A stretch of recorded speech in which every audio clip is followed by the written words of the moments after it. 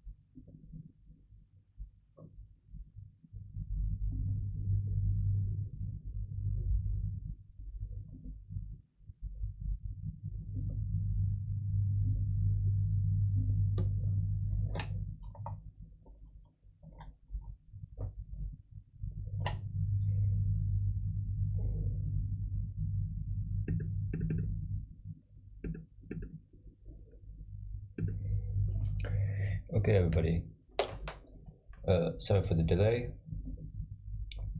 but today we will be doing animals once again. And if you guys remember, earlier in the week we did cats and dogs, and now today we will be doing birds of many different kinds, and also horses as well. So let's get started.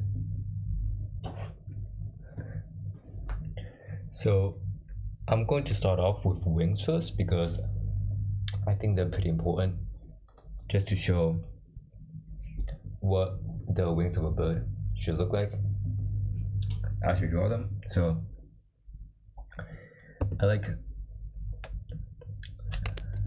this method the most, which is drawing some kind of, before that, let me make one layer. Let me call this a sketch layer, and let me call this the ink layer.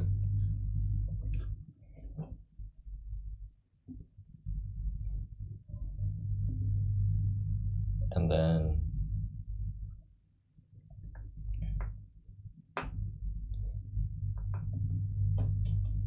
let me change the color real quick. My color preset, here we go. Actually, I do like the previous color a lot. Yeah, I think we'll go with this actually. Real quick, the wings can be thought of as something like arms almost.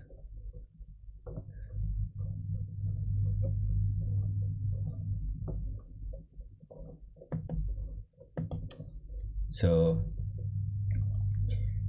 if you think about it, this would be, as seen in the reference, this is the shoulders, this is the elbow, this is the wrist, and then this part is kind of like it's like a very, very long hand. Oh, it's very similar in some ways to like a human anatomical structure, right? And when we draw the basic underlying shape, I'm gonna draw the part connecting the shoulder and the elbow as this kind of a rounded triangle shape, and then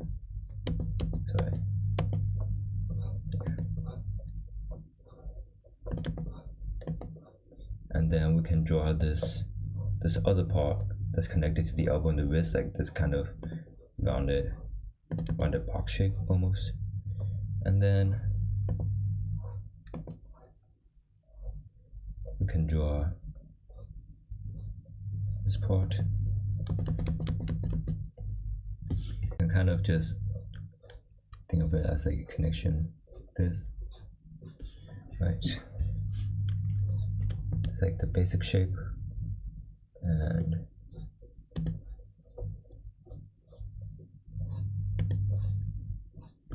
like this, right? but you want this part to be rounded upwards, right?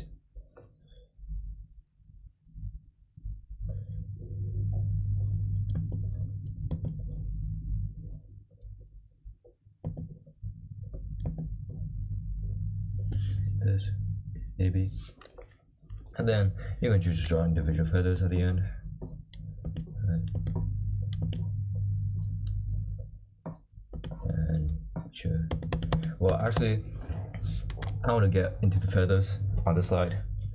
So the feathers can be kind of divided into 7 regions. There are primary feathers, the secondary feathers. So the primary and secondary, they're kind of like below the wings, like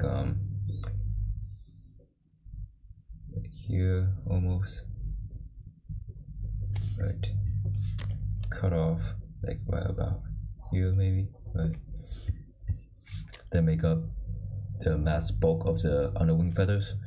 And then the top we have the small region, the I don't know if I'm saying that right, the alveolar, and then you have this a bit coming out here, which constitutes the marginal coverts.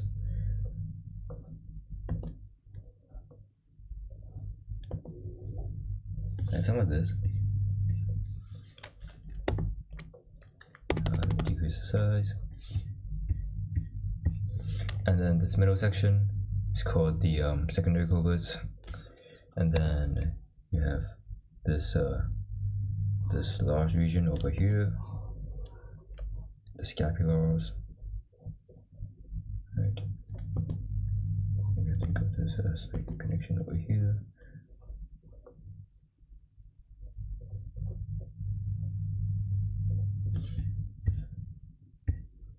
So I'm gonna color this in to make things look cleaner.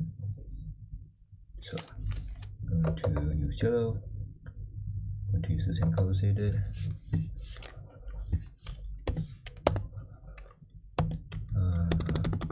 It's larger.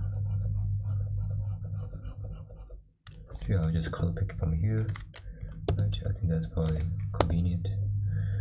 And then this is the marginal coverts.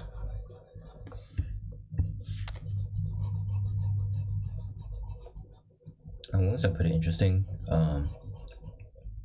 They can be folded up as well, and in most cases we'll be looking at folded up wings, but occasionally we also have these wide spread out wings. So I think that's pretty interesting.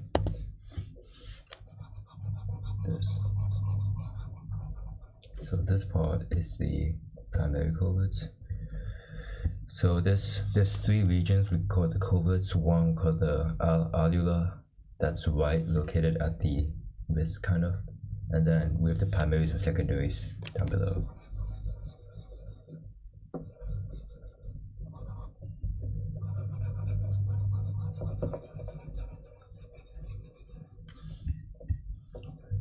Oh, oops, I went over.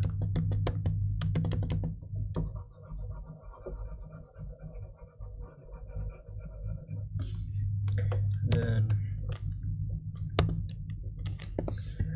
this part, primaries,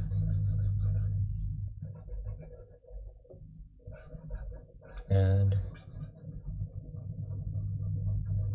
yeah, I do realize there are a lot of terminologies as well compiled from yesterday, because we did a lot of upper body anatomy.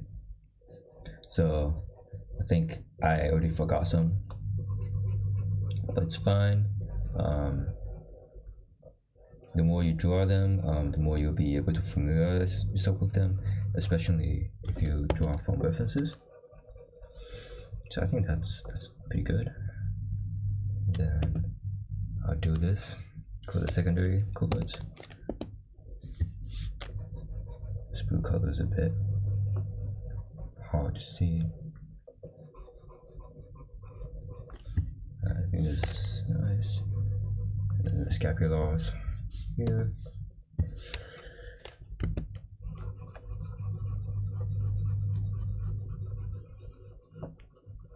this.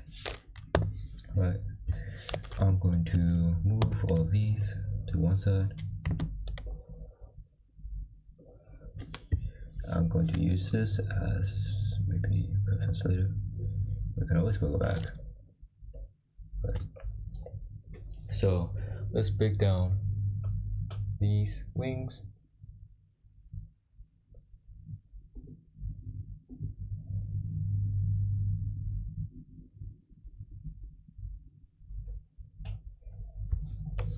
Let's break these down.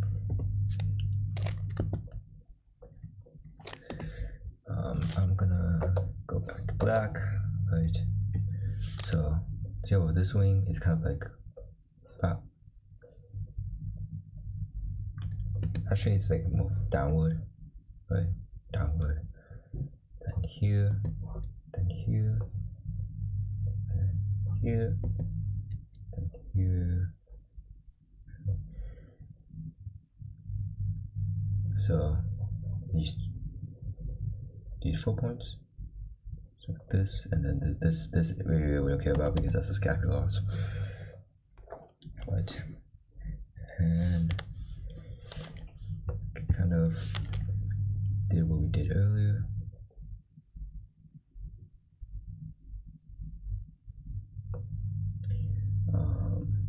Start with this one.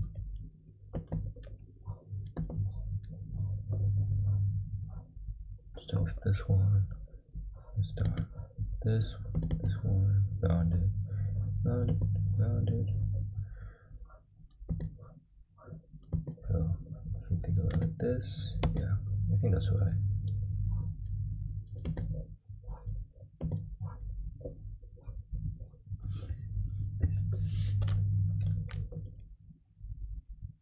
I think that's good for the base shape, and yeah, I do wish we'd use a different color, but it's fine. Let me change to a different color actually.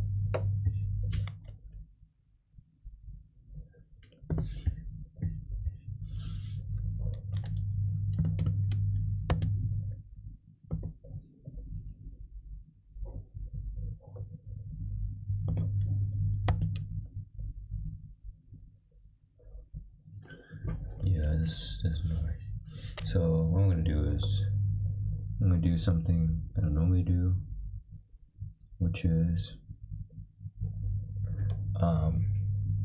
I'm going to open up another window, layer property, right? Drag this on top because that's how I normally configure the property. For sketch, I'm going to add a color that is purely this color, right? So from now on, we're going to use black, but any color that shows up on the sketch will always be translated to deep blue if we use a black pen. So I'm going to start off by marking off some of the areas, right? And you mind this kind of like a ridge here. This sounds weird, but if you ever had a fried chicken and if you had the wings, you wouldn't know what I'm talking about. If you haven't, well, that's too bad. Right.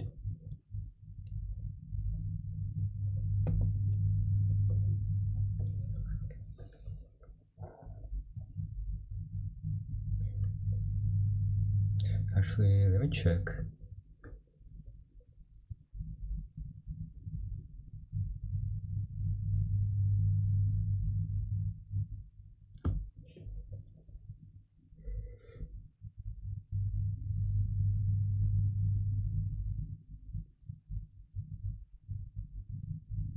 So I might have done this reference wrong. I apologize for that.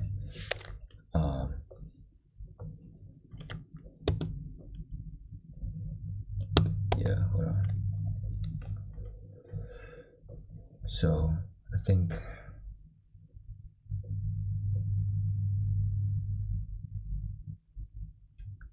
I think what I did wrong here is I made this part too wide.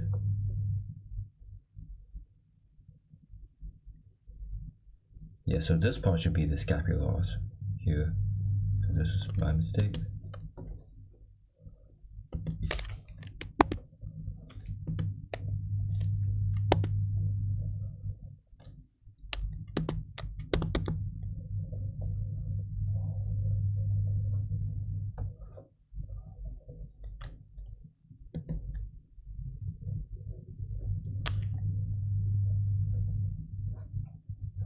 It should be something like this, if I'm not mistaken.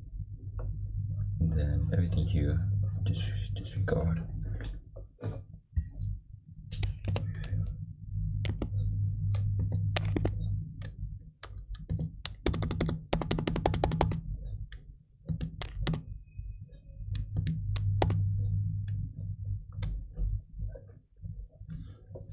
I'm gonna have to redo this color, right?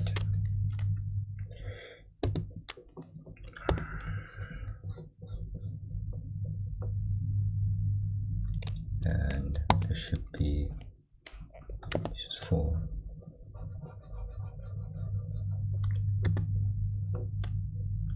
Here we go. This should be more accurate.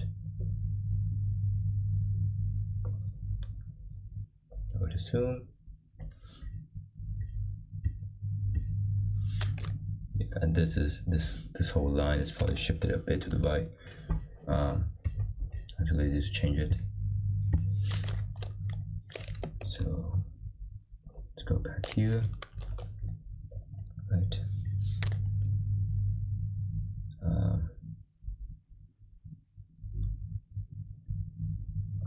So this one, and erase this, erase this. I'm gonna keep this one because it's right.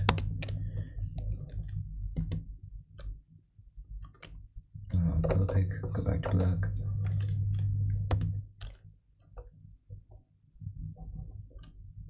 Yeah, this should be like this.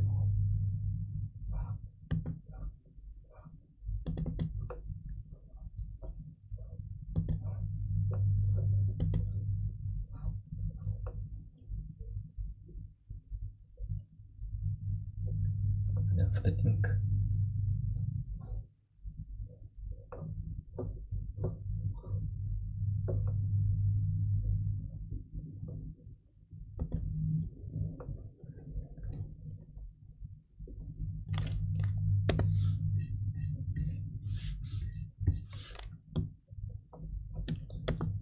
let's select this, hold this a bit, more room. Right, this is the basic shape with wings, okay. And then maybe I'll make one layer. Maybe I could rename this outline, and then I'll rename this layer better. And then for this one, maybe I want to use a purely red color, like this one. And let's see, maybe deep red.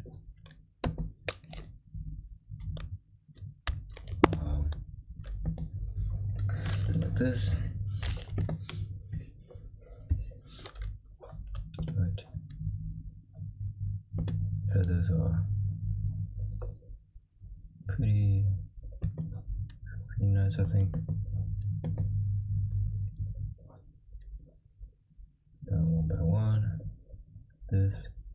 Just make sure they follow the outline of the shape we made, as well as, I mean, that's a bit too thick.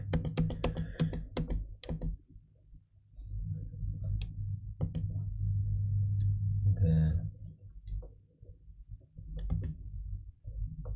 they kind of come out like this, right?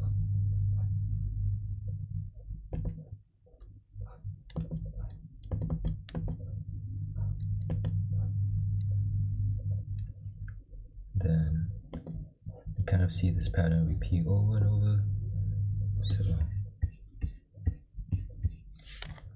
So I'm going to, and the thing is, they get, they're sharper near the top, but they get rounder near the bottom.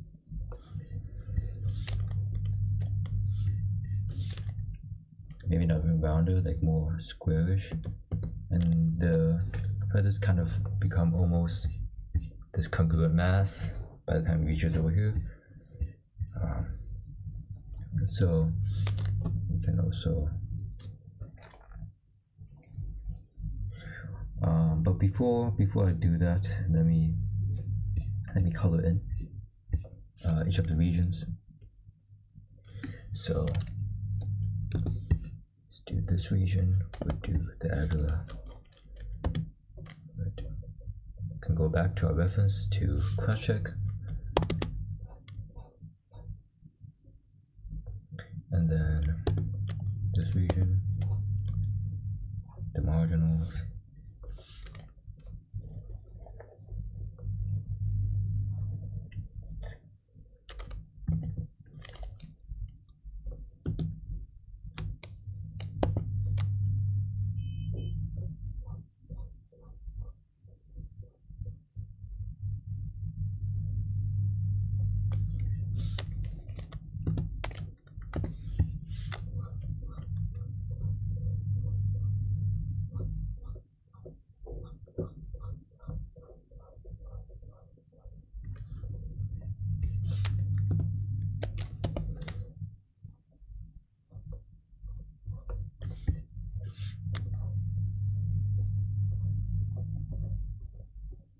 And this is the alular, marginal coverts, secondary coverts, and then the secondaries.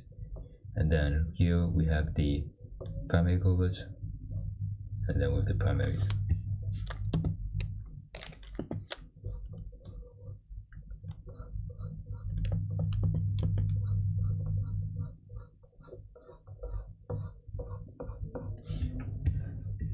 Scapulars.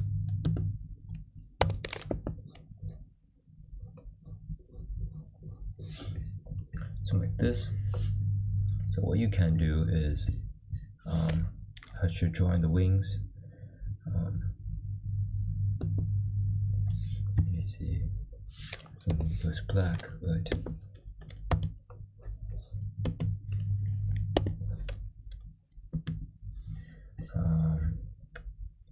I'm not a fan of this brush, so I'm not gonna lie. Actually, this is fine. Still a bit finicky, in my opinion. So we can go back to this reference. We don't need to get the exact number of wings, we just need to get it close enough. Because we know perfectionists do perfectionist things, but as long as it's close enough, you get the message across. Right.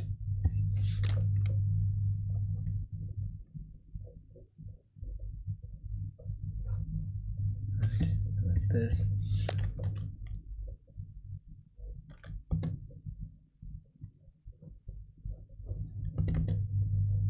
And then these are kind of like rounded shapes. Should get near the bottom. Split here. Actually, I think, yeah, the split should be here. Then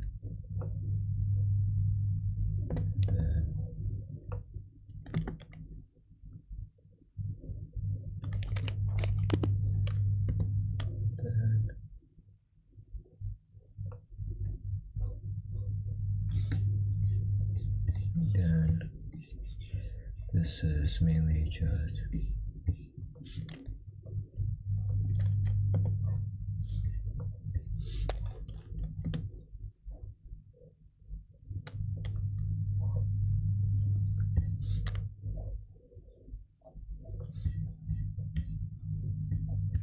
a point here, and then we can make some protrusions here, another one here maybe. Then kind of curve, and then this is kind of like a shade, like this. then we can kind of chase along the line for the alveolar and kind of come out here, here, here, and then they kind of like always stacked on top of each other here, especially here. Right. Right. Found the shapes.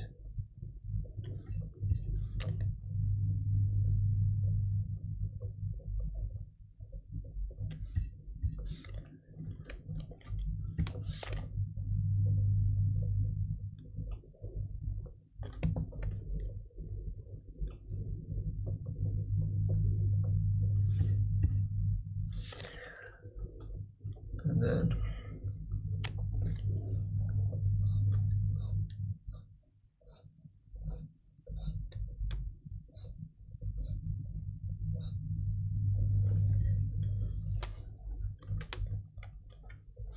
it's kind of hard to see, but I think there's some kind of divot here.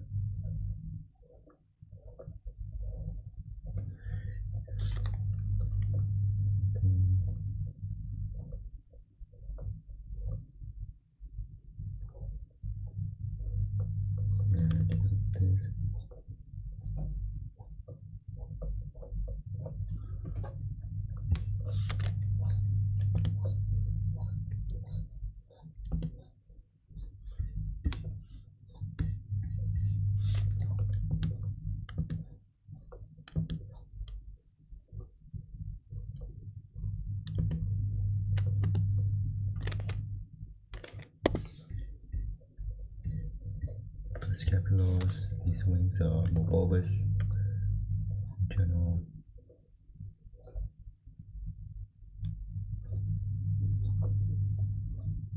And this maybe, but then this, I don't think this looks good. I'm gonna, yeah, this doesn't look the best.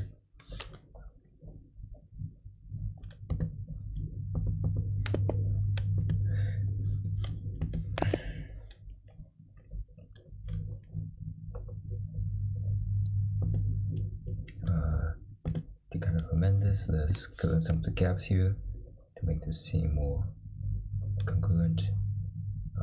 One trick I like to use, especially for detailing, is just to make the edges more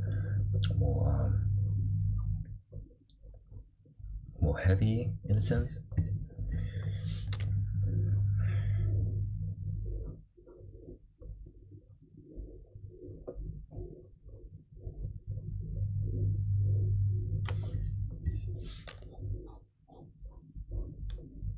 This, right.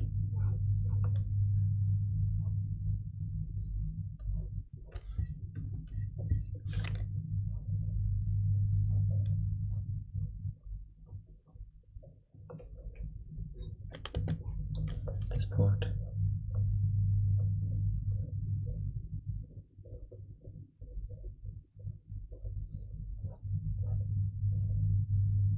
The distinction here. I don't like how this is overlapping. Let me erase this part. It's more cleaner. Yeah. Right, this part is a bit.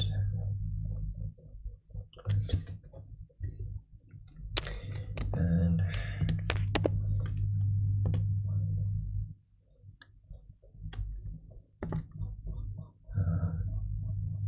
fix this part as well.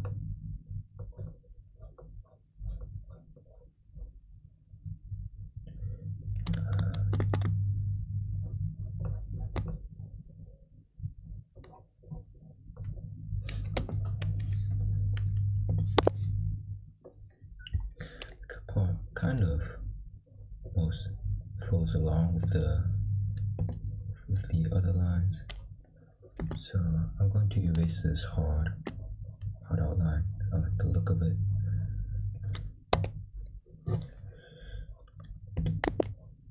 This, right?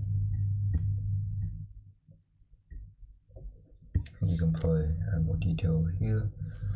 So cut desire.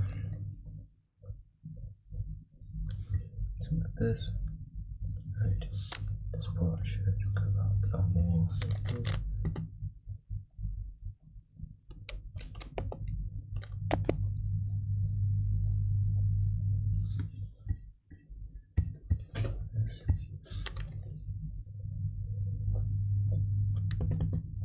Sometimes the wings, the feathers point out, jut out more.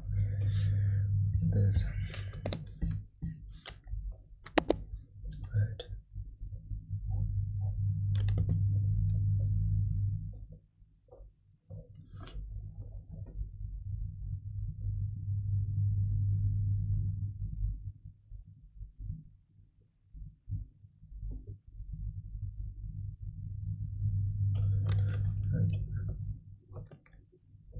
And we can add more detail over here.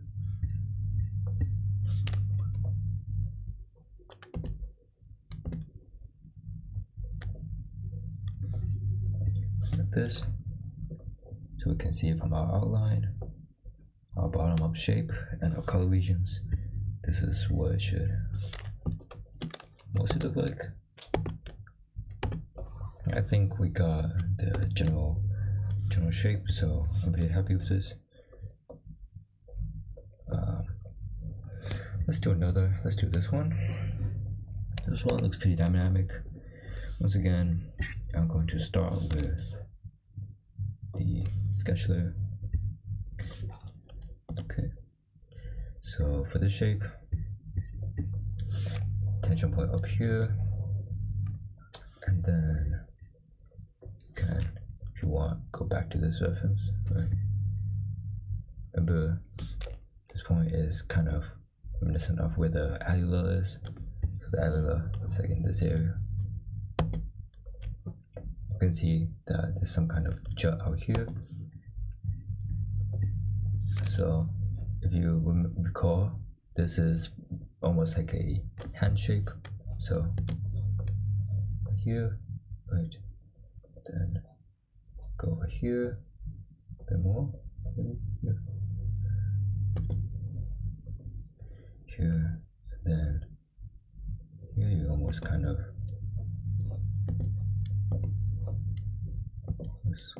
curve downwards a bit, almost, and then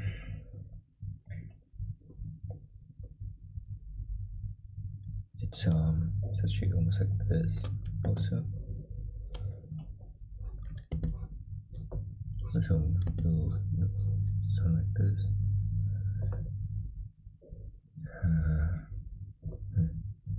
Maybe it's about here more.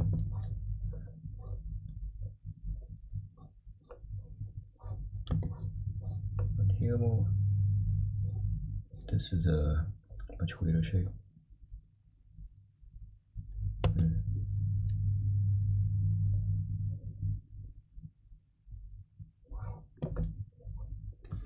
I'm gonna check on my reference again.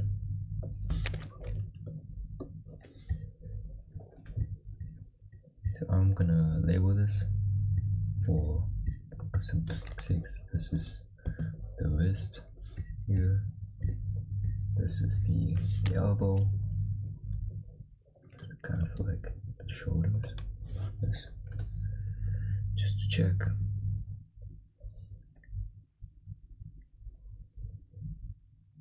Kind of. Actually.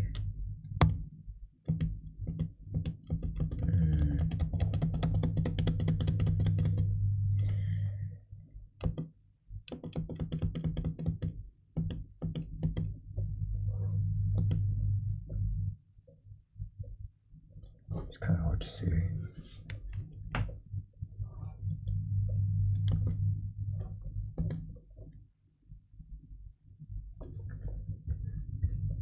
I think it's like this here.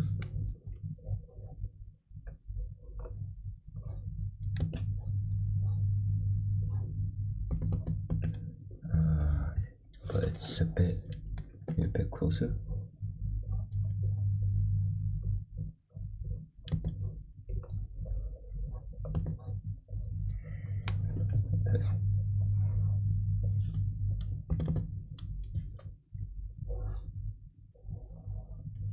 this.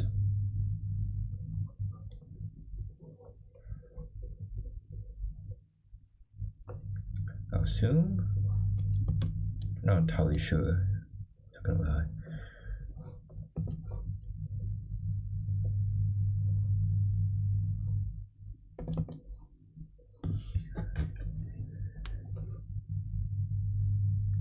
And then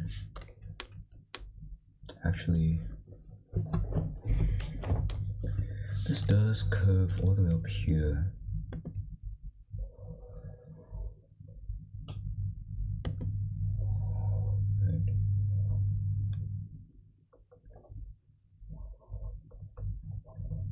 Using the shoulders here, then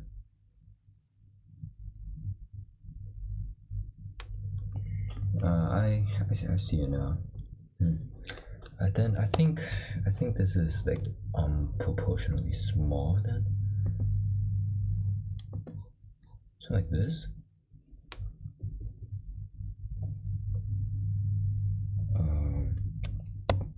Looks kind of weird. This will mean so what kind of point here kind of curves downward along. So like this. Like this.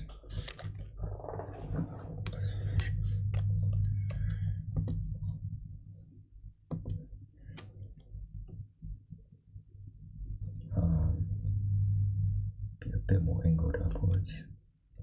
Like this.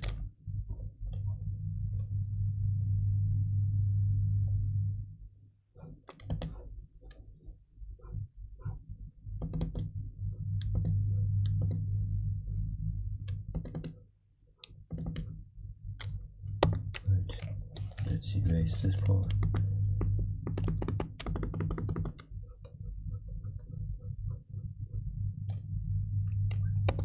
And just come down here.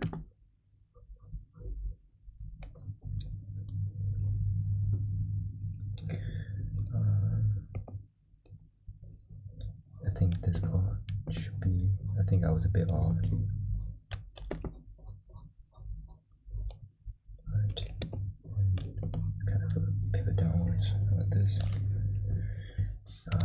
This part is a bit too long.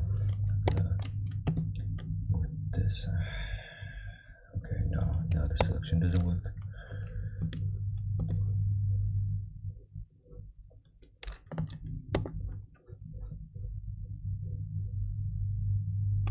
I think something like this. Although mine is much more.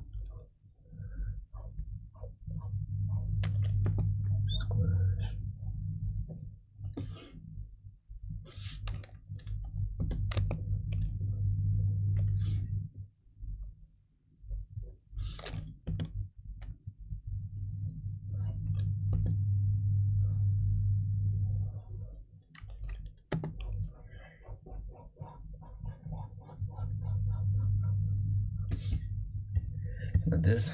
Okay, I think we finally got the main outline. So I'm going to retrace this for accuracy's sake because I don't like it when the sketch doesn't accurately define the main. So let's redo all of this. Right.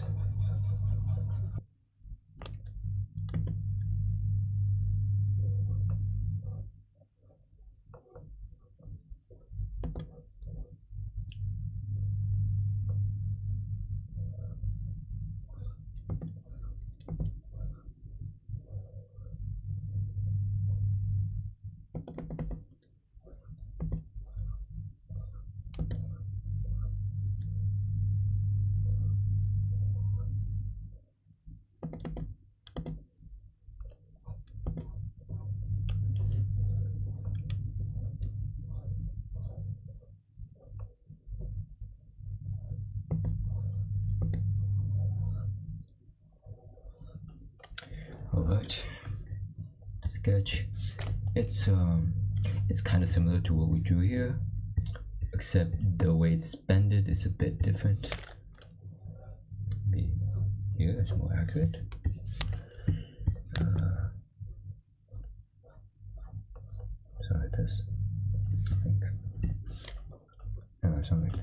accurate.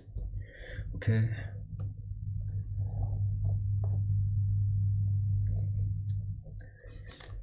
I'm going to do the feathers. Actually, before we do the feathers, once again, we want to color each region. Right, go back to our reference. Allular, that's always the most simple. Comes downward from the wrist here. Okay, and then we can do the primary coverts. I think finding a place to start is pretty good, like a major noticeable region. Right, so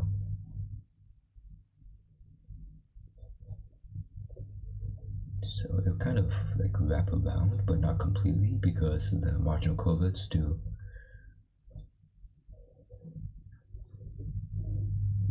come up a bit to the top.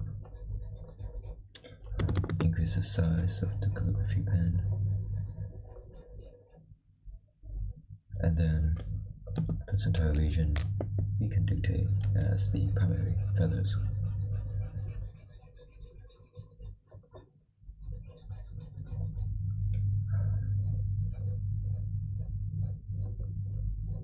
Seems the calligraphy pen is probably easier if I sketch downward, because if I do left to right it's smaller, but interesting. Okay, now we can do the marginal coverts.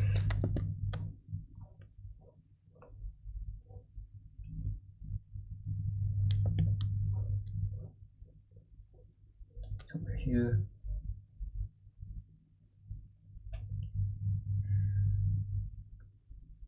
And then we can do the primary coverts.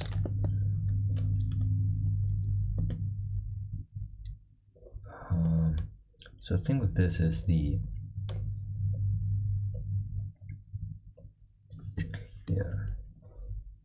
so with this, right, and then the secondary feathers.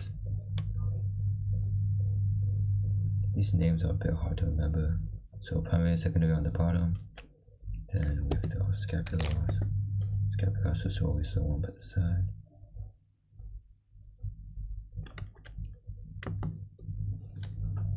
Let's cross check this with our reference. So I think this one comes out a bit more. This one comes out a bit more. This one comes out a bit more.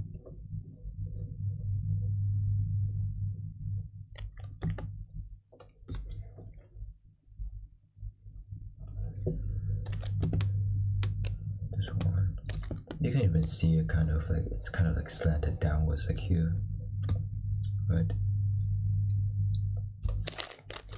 So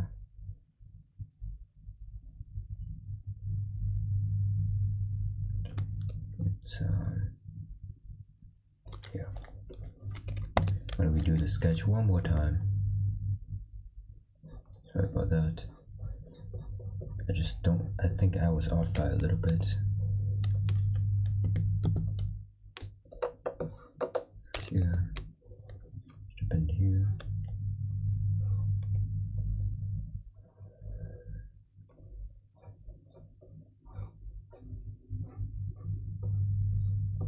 Okay, I think this should be better. Yeah, this looks much better.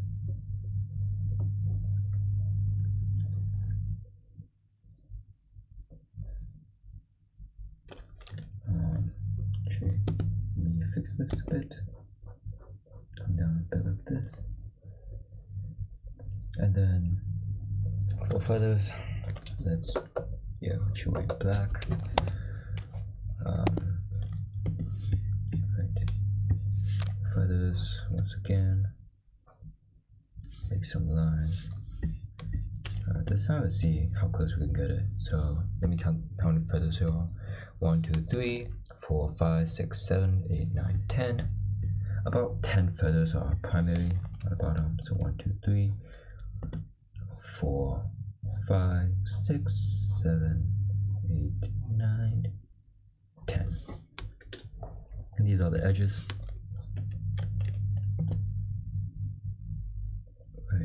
here,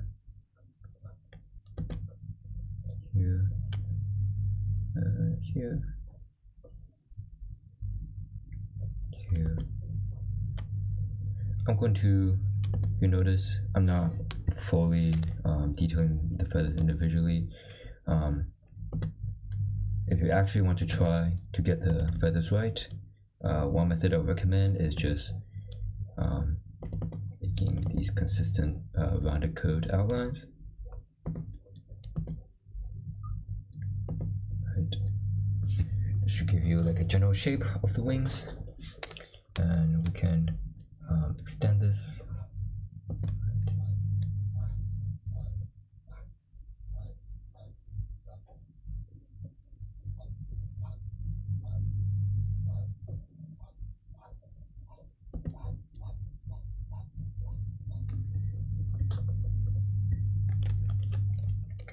And then for this part, there should be the marginal coverts, right? Yeah. So for the marginal coverts, let's count. Oh, there's actually a lot of wings, so I'm gonna make a generalization. Sorry, a lot of feathers. I'll make a generalization here. That, and these are very layered too. So I'm gonna use squigglies to kind of dictate the general shape, because there's too many of them. I don't feel like doing them one by one. We have a lot of other sketches to get through. So let's do this. Something like this. Right. And then for the alula, there's kind of like a couple that's kind of coming out, jutting out like this. So this is a like almost fully a winged bird. Some of them we don't see as many feathers on the alula, but this one we do. Right. So we make kind of like a distinction between where the edges of each feather group are. Right.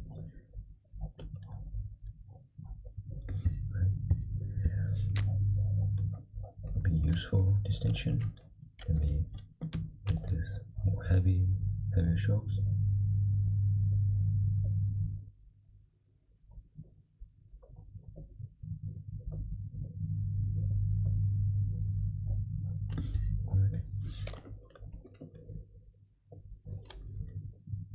And then how about for the coverts, the primary coverts? 3, 4, 5, 6, 7. So 7 feathers, so they're visible. Slightly less than the primary feathers. So something like this.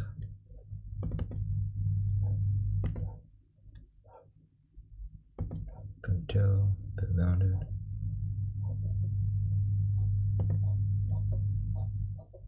So how you see when I detail it, I don't detail from the bottom up. I detail from the up down.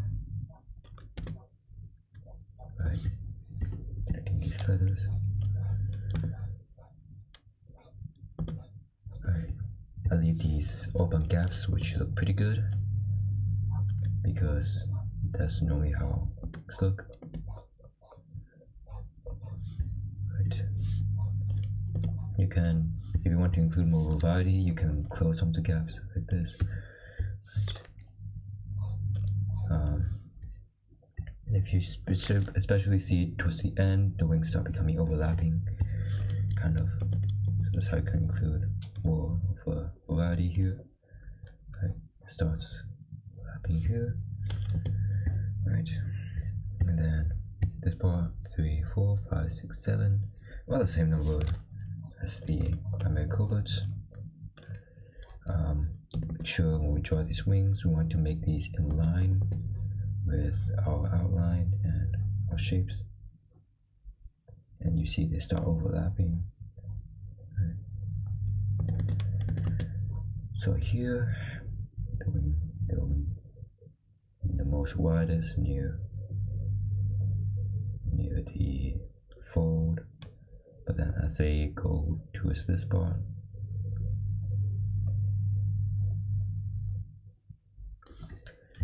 And then for the secondary coverts, disallow 2.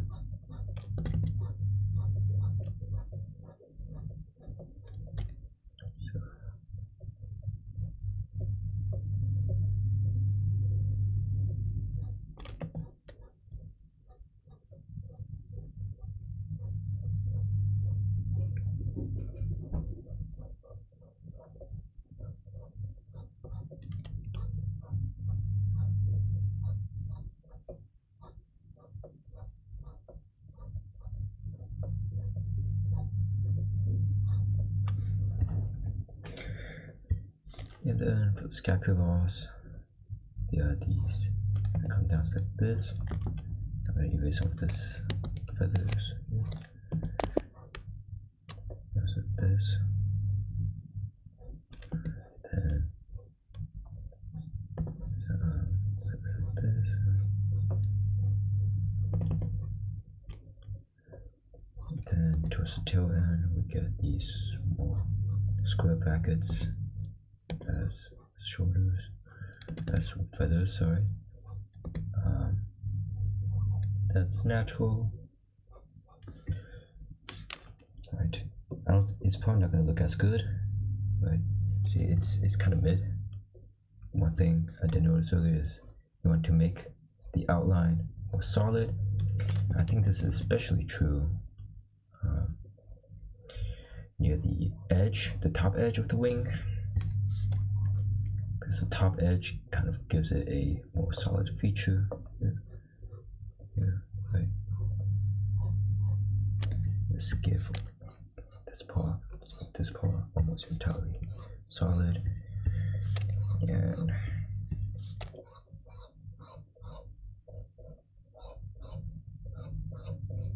we can make some of these at the bottom solid as well. This, like this, and you can extend some of these to make it more proportional, right? So wings aren't just at the exact region of each feather group, they extend downward, right? So I'm going to use a eraser to precise some of these parts.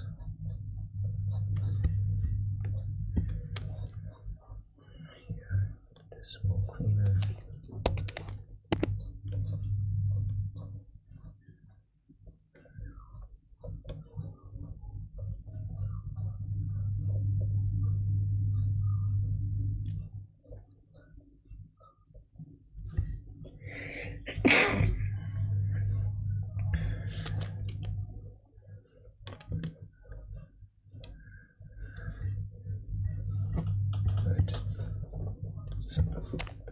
Best, so to do that, we'll make these feathers more curved at these edges.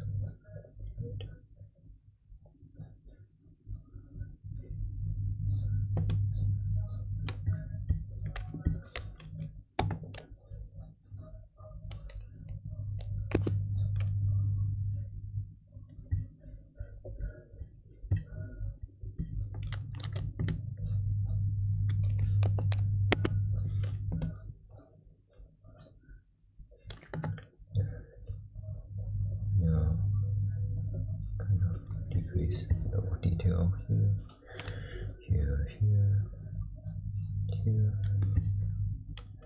Shape this, that part is fine.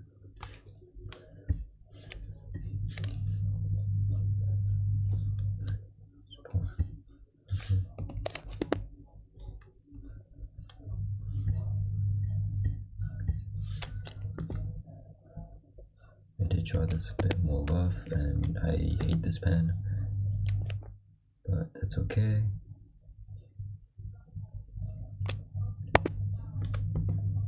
I'll probably get used to it. I do have 3 pens that I use.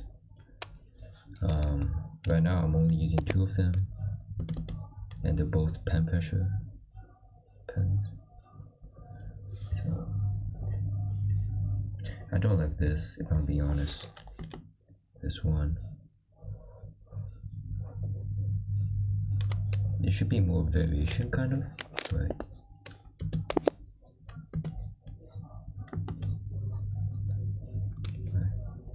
shouldn't just be straight lines. Let's take these couple ones. Let's change the angle of attack.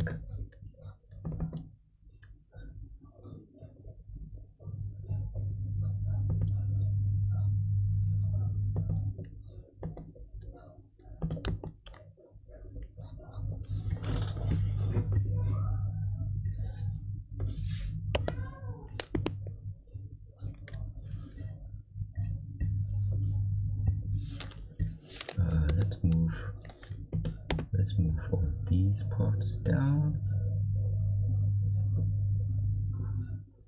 Right.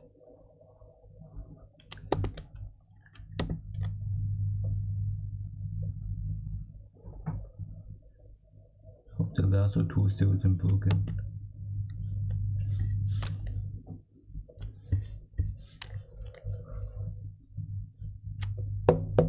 Yeah, it's broken.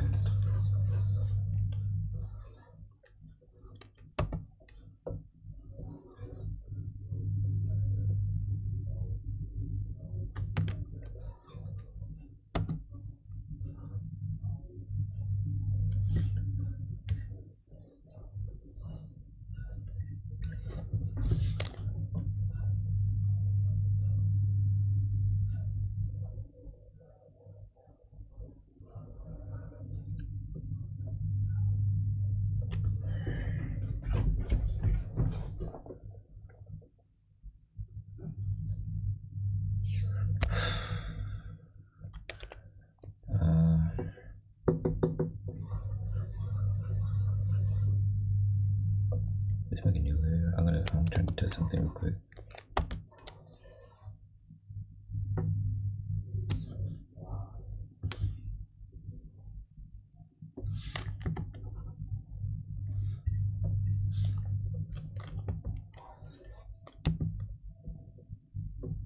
I see what the problem is.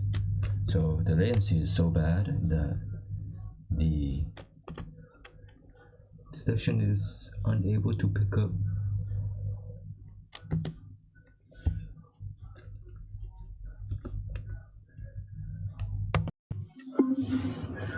menu details.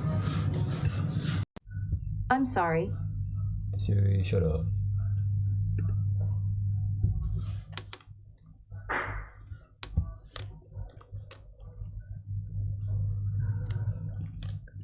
Yeah, it's not working now. Interesting. I guess I just have to redraw this part manually because CSP refuses to cooperate.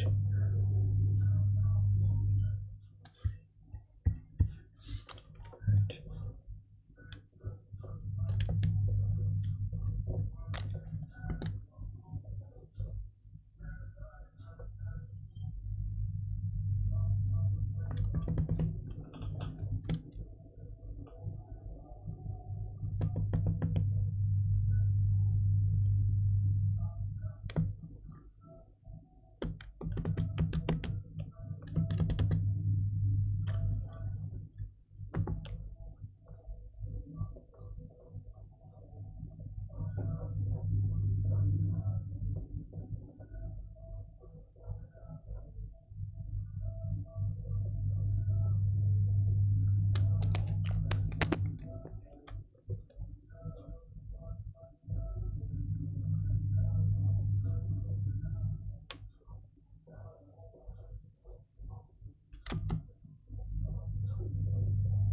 I think this wing is just over detailed, and since I originally wasn't gonna focus as much on detail, it just becomes a lot harder to draw, so it's a bit frustrating.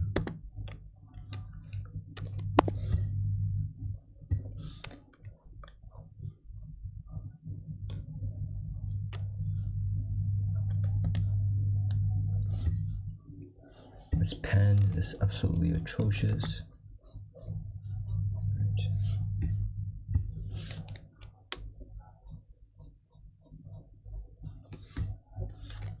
Some parts I'm just gonna erase straight up.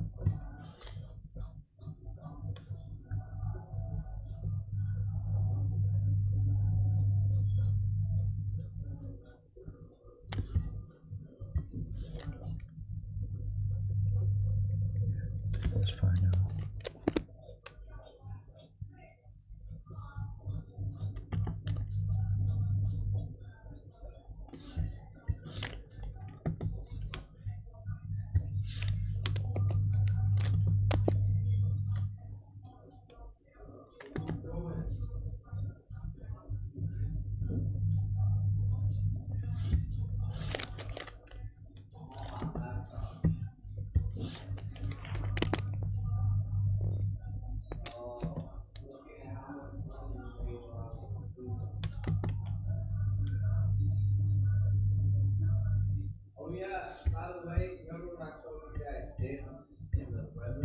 Okay.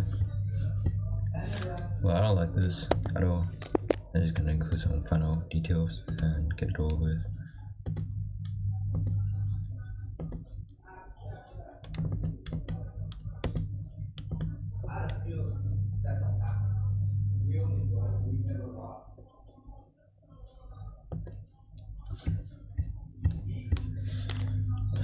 These are way too unrealistic to be actual wings. Let me clip those.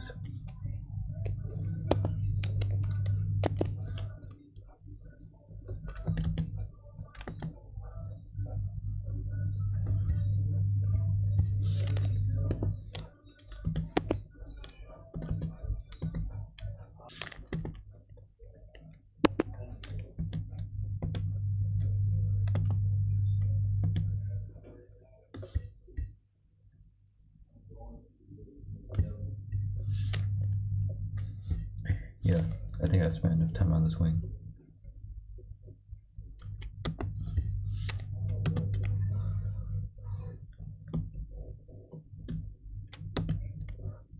Wow, now it chooses to move. That's amazing.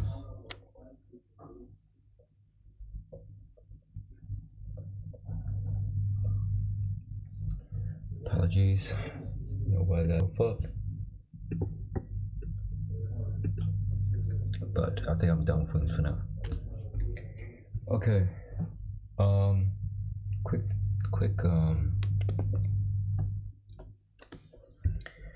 thing on birds. Normally,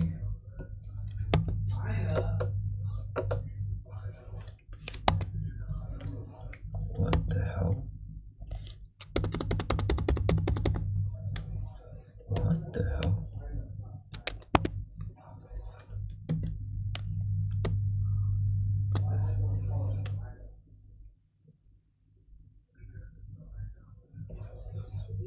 What? Why is none of my...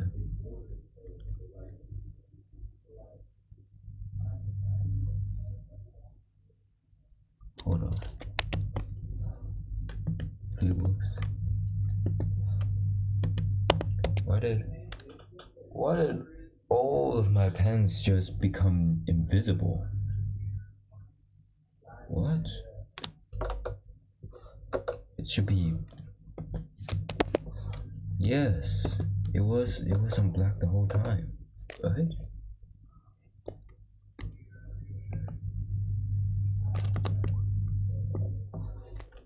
Okay, it's whatever. Clip Studio, just Clip Studio. Right. So birds. First, I like to draw the body, right, and then it has some kind of, what is this? It has some kind of line of action. What's this invisible shape that's doing here?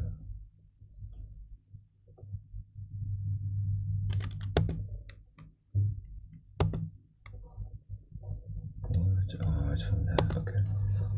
What is this? So So the angle of the head will mostly depend on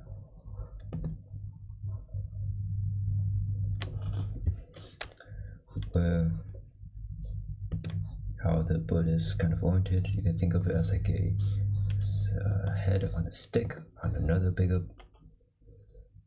body, and then if it's like perched, if it's perched on a perched like this, like its legs bent forwards,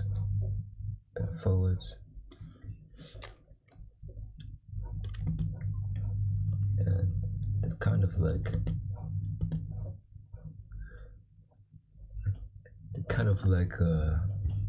if you see here, they kind of become a bit bigger. Then you make this wrap around. Right. It depends on your stick, but it's like this. Make it wrap around, kind of make this rounded shape. And then they did use almost like a trapezoid shape, but like circles. Right. And shape of the wings, you can draw them arbitrarily, so like this. Right. Much of the basic shape down. You can kind of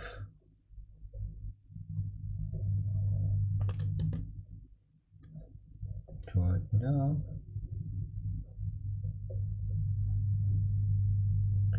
And you're not gonna draw the part that's connected to the body, that's touching the body, adjacent.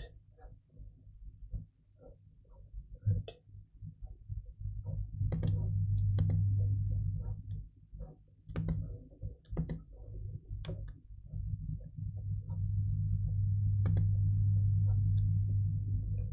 And you can draw this part.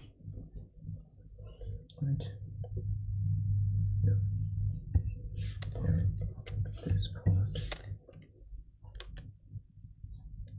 So a lot of things will vary based on what kind of bird you have, the size or the general shape of the body, shape or general size of the head, where the head is located relative to the body, shape of the wings, size of the wings, size of the beak, shape of the beak, as well as the claws or the talons.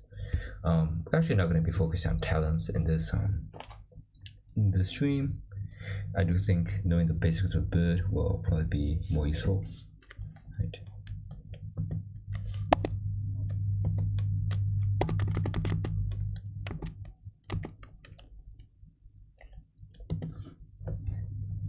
Yeah. Let's make the top for the eyes. If I'm gonna be honest, I'm gonna use a bit.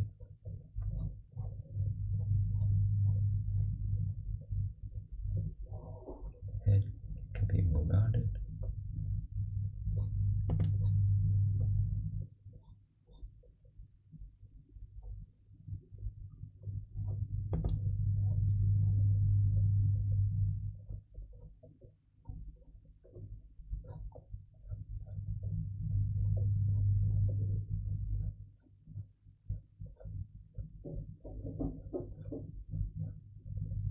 And pick this detail.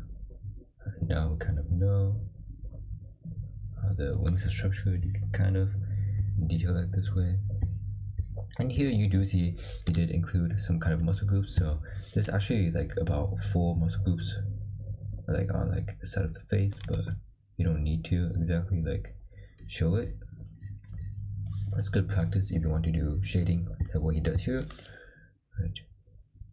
So if we do something like this, it comes under, and it's more prominent based on what kind of species of bird do you have. So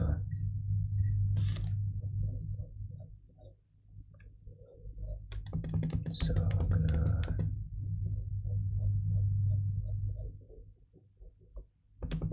actually, I think if it all just went in one direction, it would look better.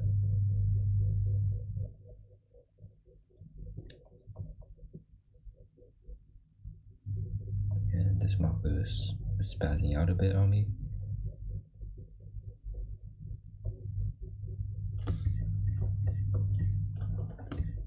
Right.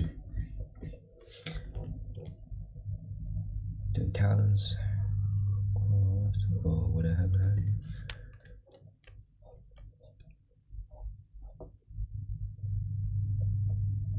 It doesn't need to be super detailed. Make sure it's grabbing on tightly. We can move this wood pole. Then you can make this part come out more here. And you can choose to add the details here. Legs, right. And then I add the tail, but I probably should. Right. I try to make the tail in line with the body.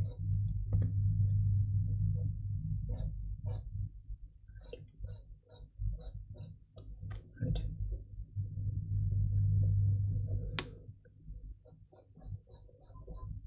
Add some light shading.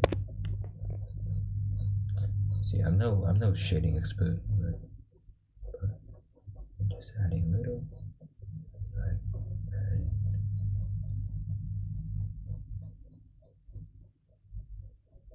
again, it's more detailed, but increasing the amount of shading I do at the tension point.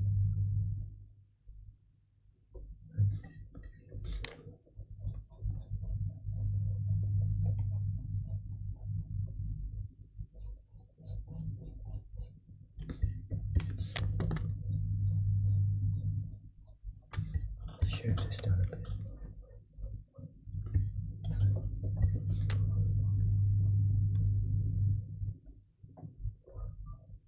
Make the edges a bit cleaner.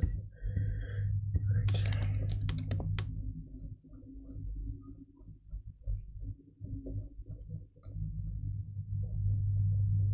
Add a bit of yeah, let's do something like this.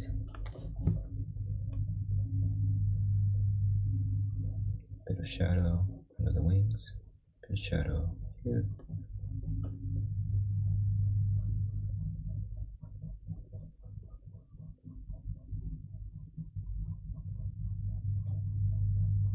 And I'm using a bit of a softer while making this into a shading lecture, and this should be a good anatomy lecture.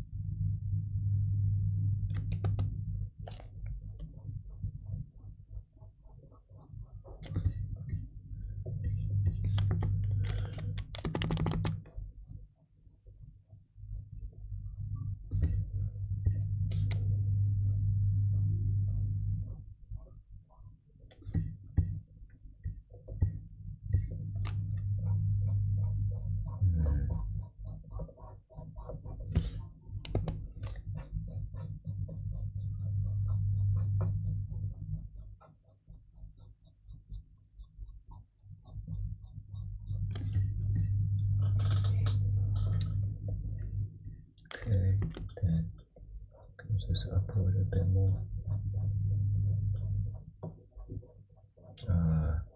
I do wish I had a different eraser when I have a vector eraser, because I'm used to doing a lot of line work, a lot of shading, so it lends itself to a little trouble when I erase shading like that. It just looks a bit like non-congruent.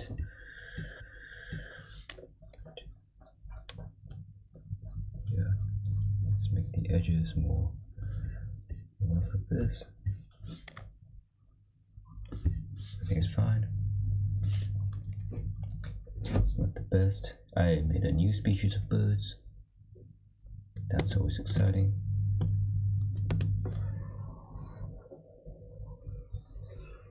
I should become a biologist. Not that I'm good at biology, but because I'm good at inventing new species through my drawings.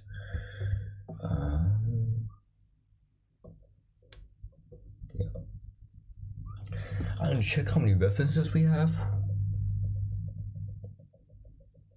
I'm not gonna lie, this looks a bit tight. I'm gonna take a break and then we're gonna do some quick sketching later. So I'll be right back.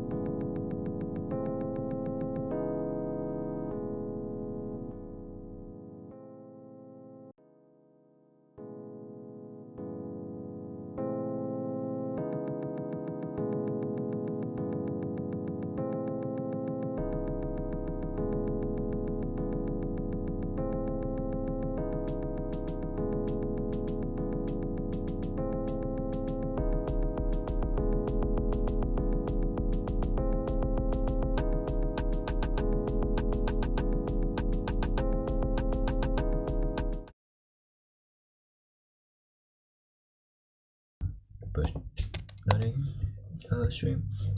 So start with this main body, kind of chunky, 3D kind of.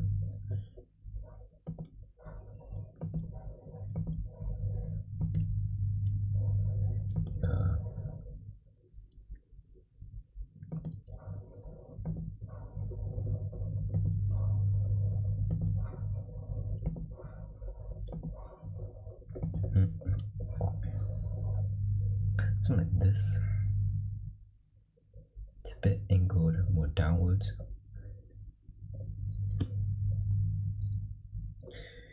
And then outline.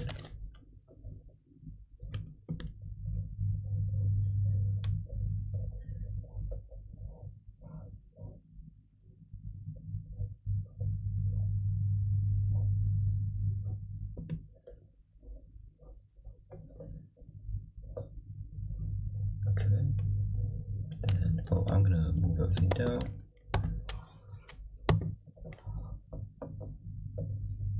Okay. And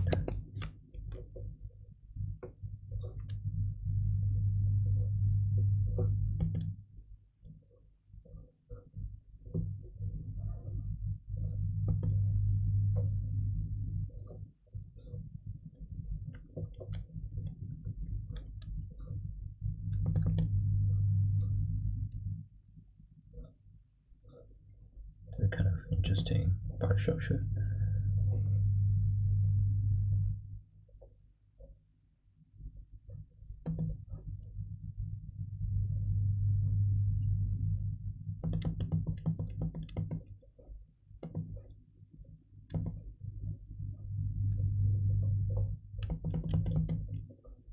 Actually, this pivots down a bit. I think it will make sense for this to be in line with the body. And then let's make a little pivot here for a head.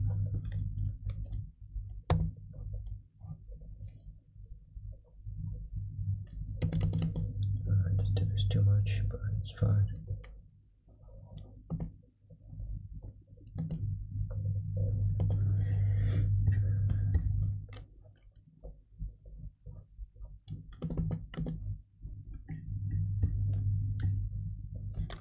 Actually, no, there's two down.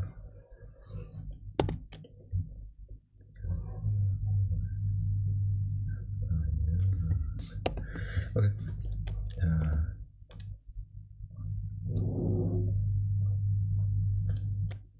Like this. And assuming it's something like this. Stick.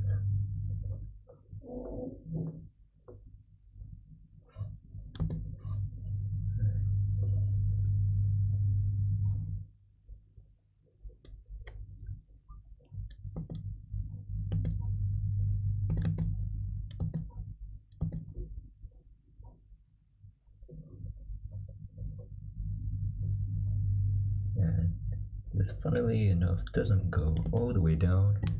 It's a little bit and a big boot. So this is a bit high. What we do is to do this once again. Shift this downward.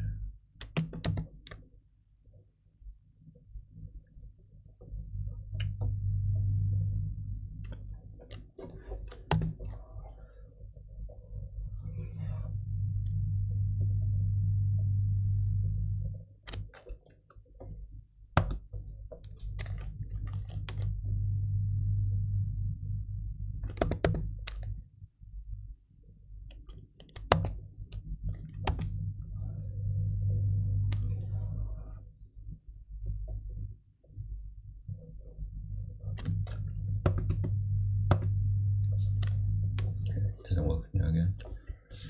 I'm not sure why it breaks so every single time.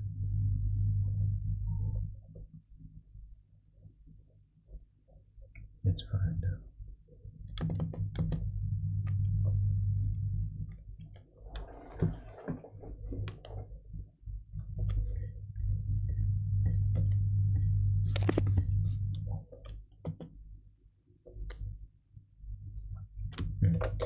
Actually, let me change. See if I can change this pen setting.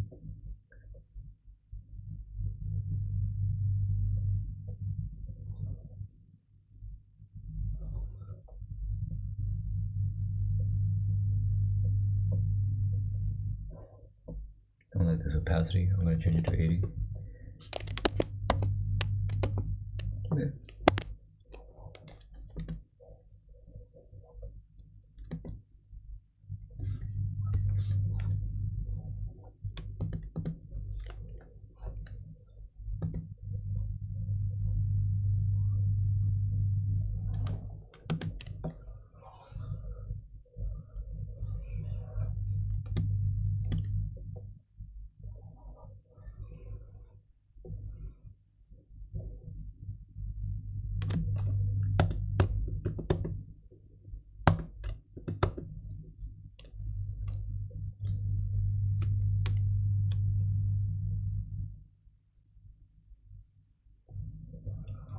It's weird.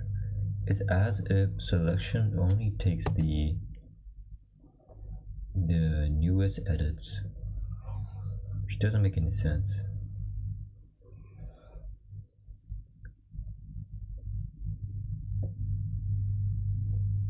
Doesn't make any sense at all. Can move this.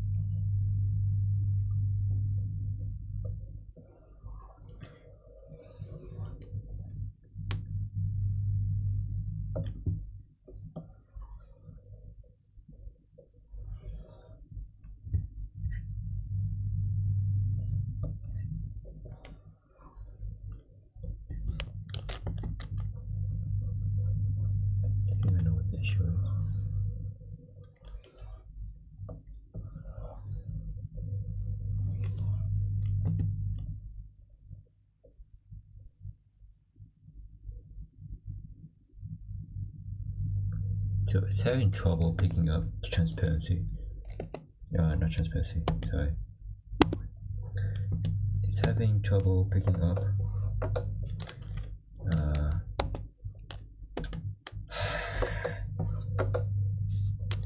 it's having trouble picking up the exactly where the layer ends. So every time it makes a selection, it has to be like a complete outline, basically. So it doesn't work for half outlines, which I don't get because it should auto complete anyways. Doesn't make any sense at all.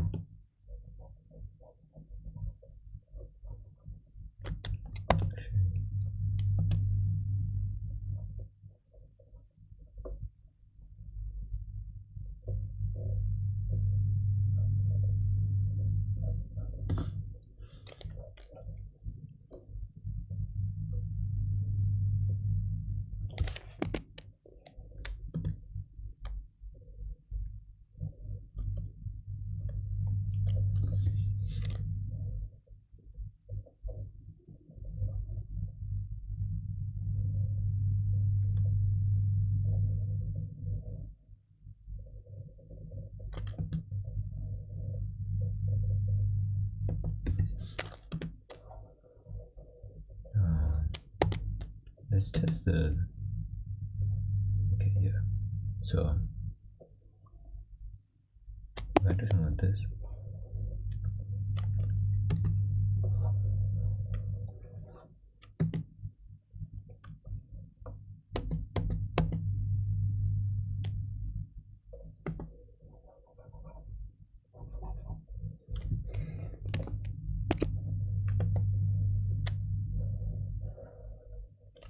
If I do something like this, it should be able to move the whole thing, but it doesn't. Interesting. Well, it doesn't matter. I should draw anyways.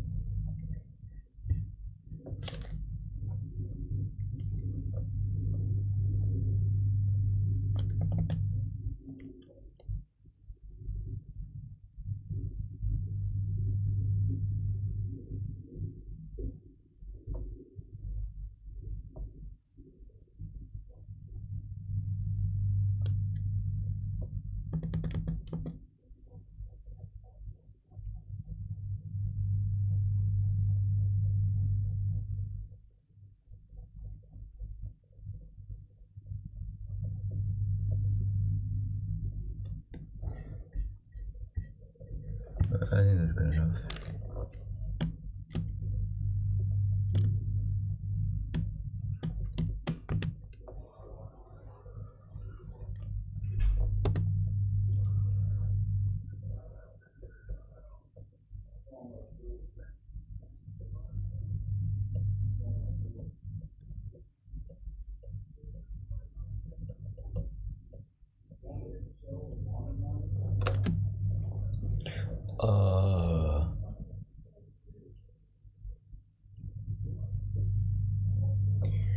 I have no idea. In order to get through every single one of these references, which is near impossible, we will be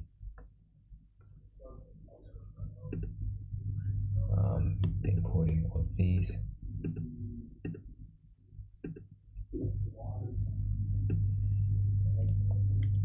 I'll be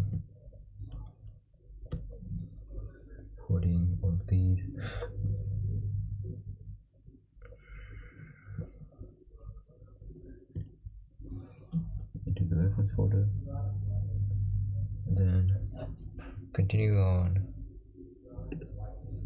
We still have a lot. See, these 3 ducks. Maybe I won't draw all these ducks. Maybe I'll just draw a couple. Horses. Yeah, there are a lot of references.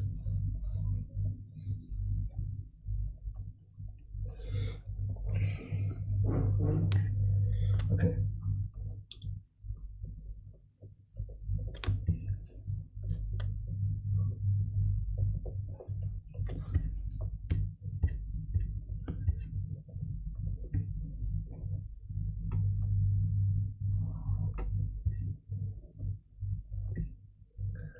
Let's set everything in this photo opacity to 50%. 30%. Sketch.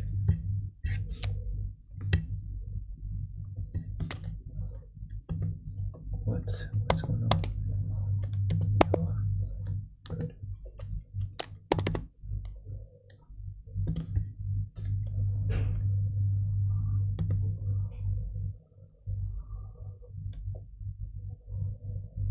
And about here, see that standing upright, right? Standing upright.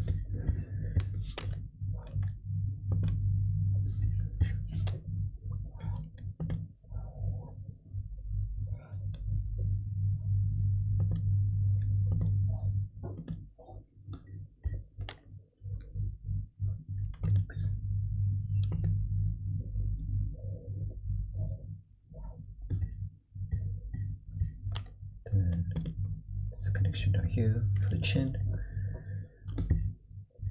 Okay.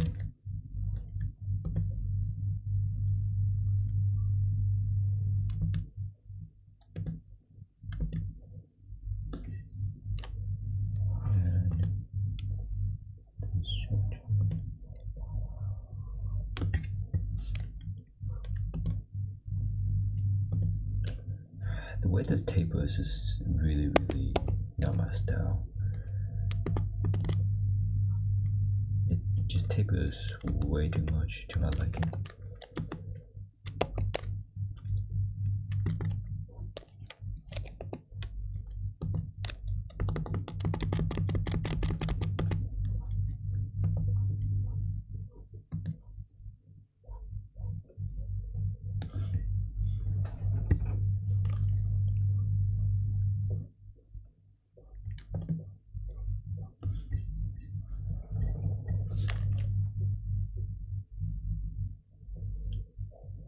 Here.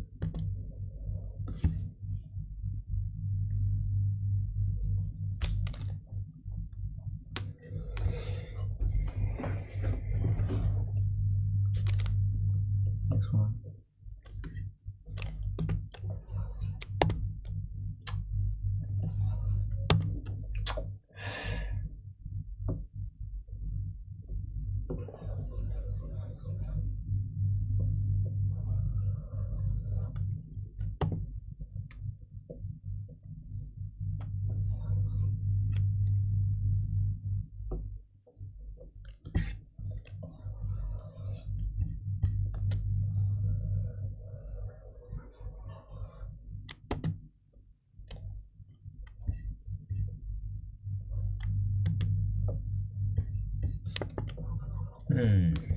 This is just great, isn't it?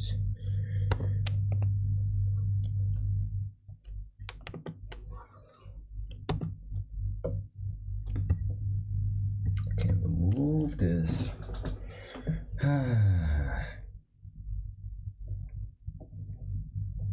Great. I'm gonna have to move this manually.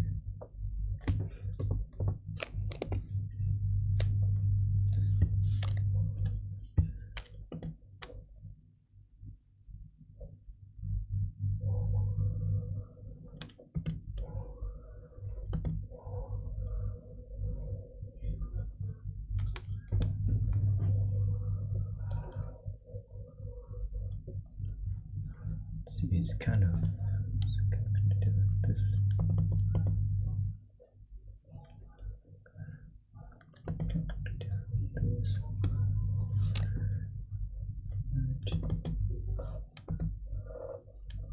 We've done the tail. This one is kind of just block tail. Triangle. Bring down the wing to triangle. This one.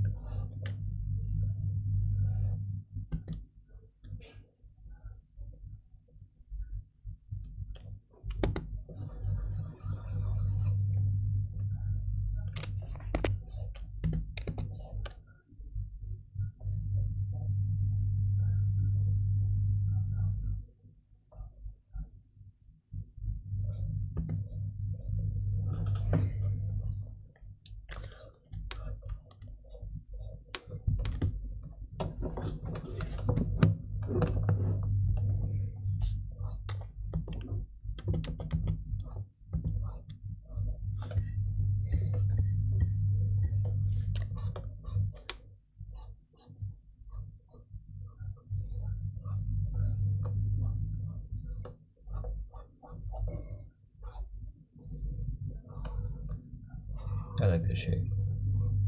Very dynamic.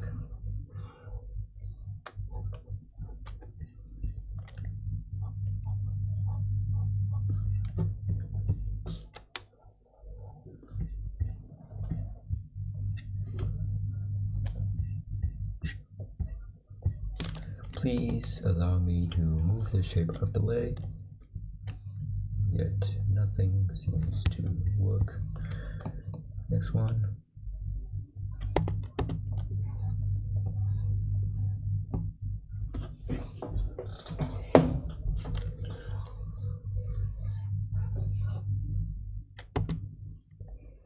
No, it moves for some reason.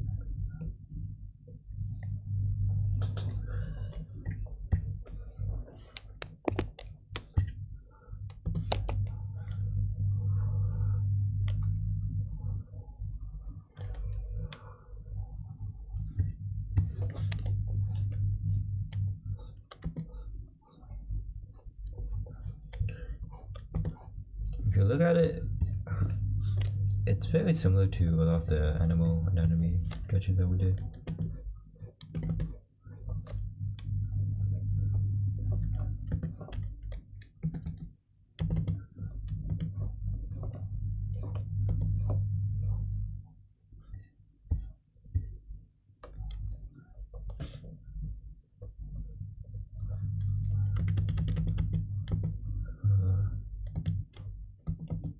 Put this down.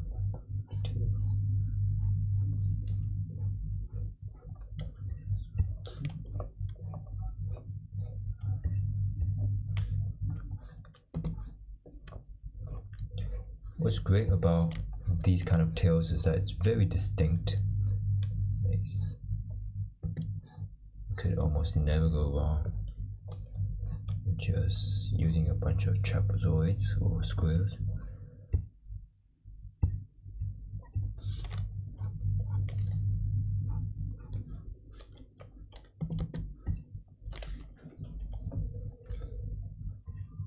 And an eye here.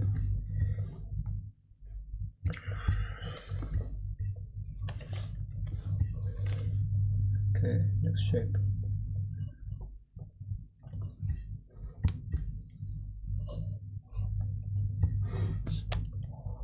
Birds are pretty easy to draw. Not that I draw the best birds, but I'll get a bit of circle going.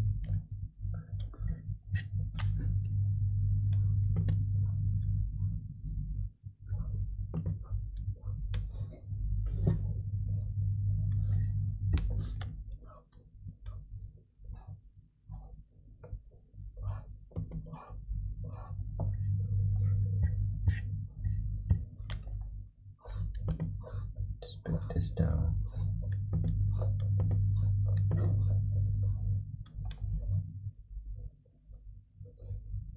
Into the shape.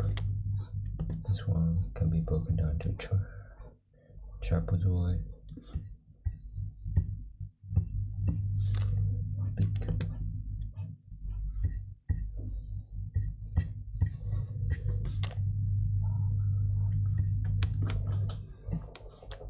neck, neck, neck, body.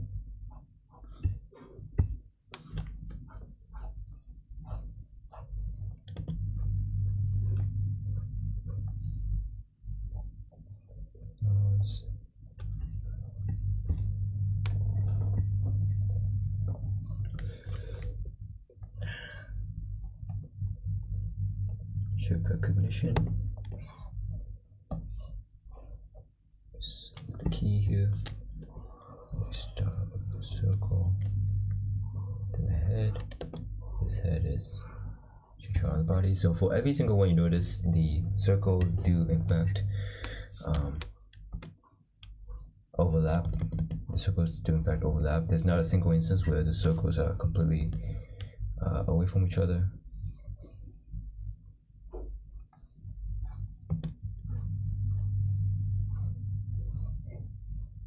Okay, I think this is good.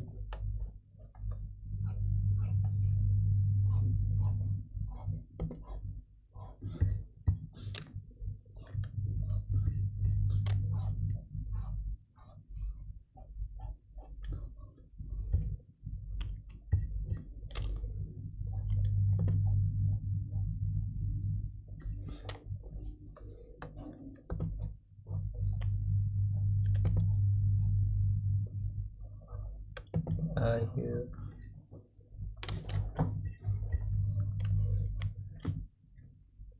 So now we look at it, we basically have found a kind of pattern, the shapes of the wing. We started off with kind of like, if I hide these color layers and I hide this layer, we kind of started off with the triangular and these rounded square shapes. But as we did more sketches for the wings, we kind of devolved them into these kind of simple triangular with kind of divots or kind of trapezoidal shapes. They look complicated, but they're not really complicated, not really. So for future references, these are all horse ones. Okay, so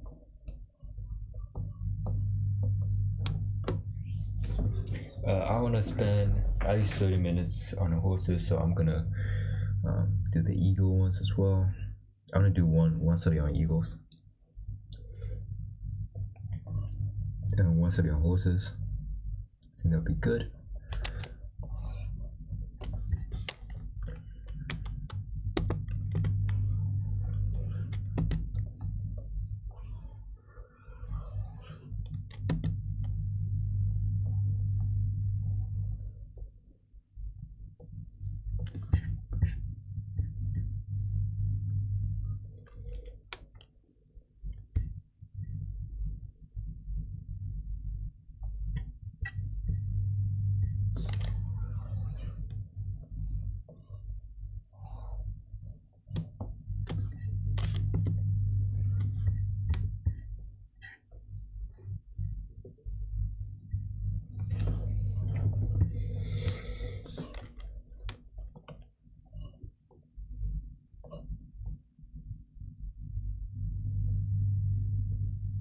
Start with duck first. Ducks are cute.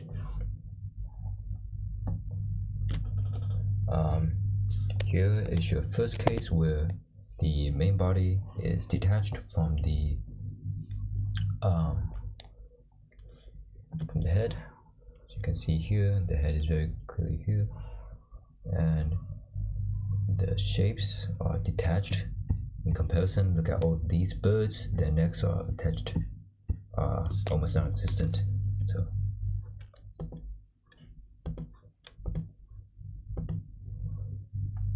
kind of divots inwards like this, right? And notice they have webbed feet.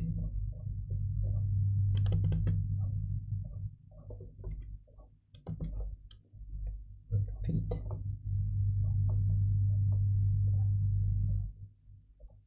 Feel this. Right. Feel like this. And then let me hide this. Then the wing structure is a Y, but it kind of looks like a square. And then put our tail.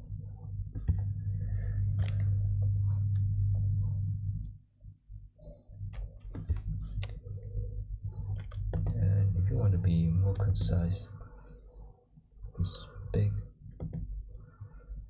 big part here, I don't think it matters. They just look like a loaf of bread, really.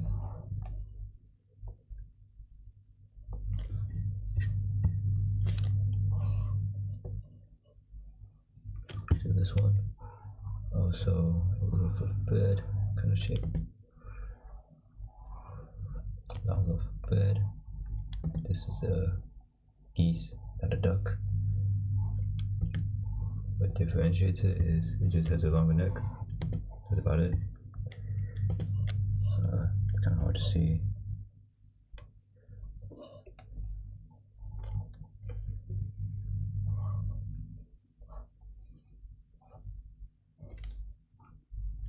So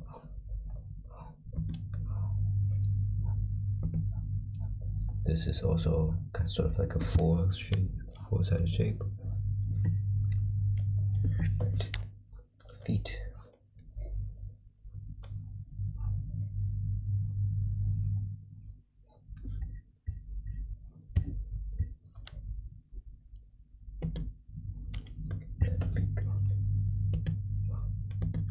Longer beaks.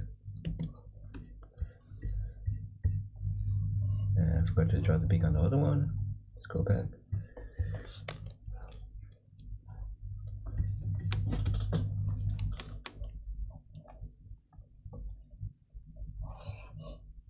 Now, this cute white duck. Let's move this down here.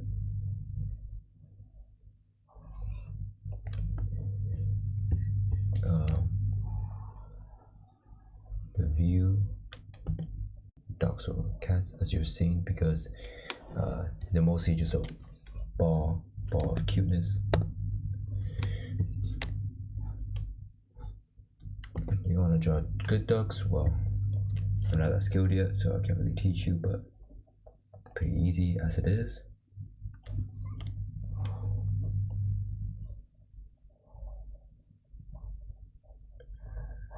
Let's see.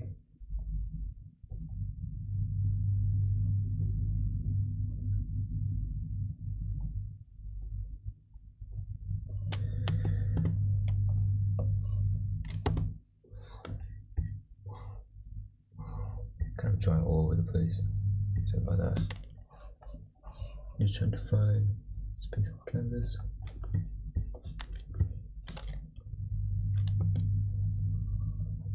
Oops.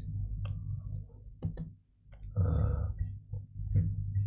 think this might be a bit small, so let me enlarge this.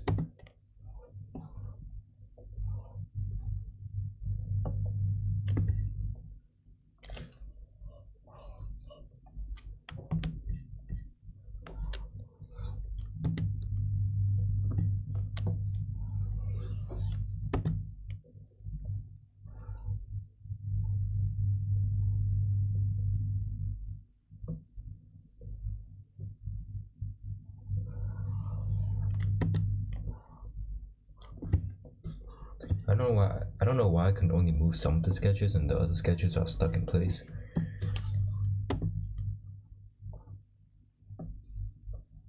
It's weird for sure.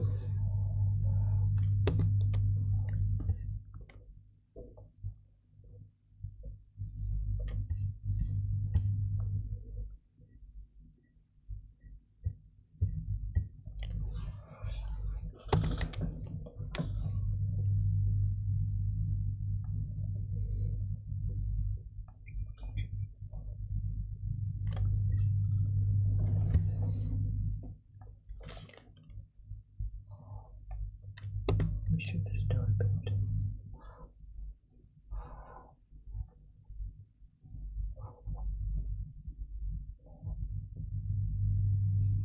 Okay.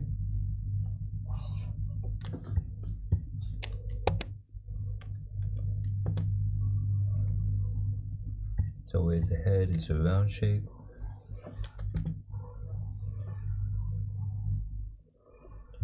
much bigger birds,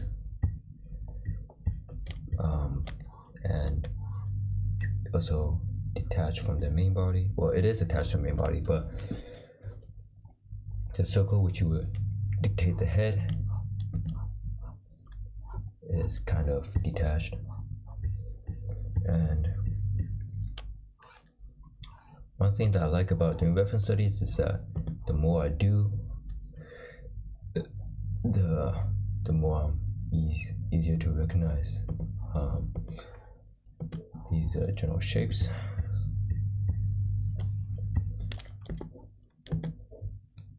Like, it's becoming easier for me to mark out general areas.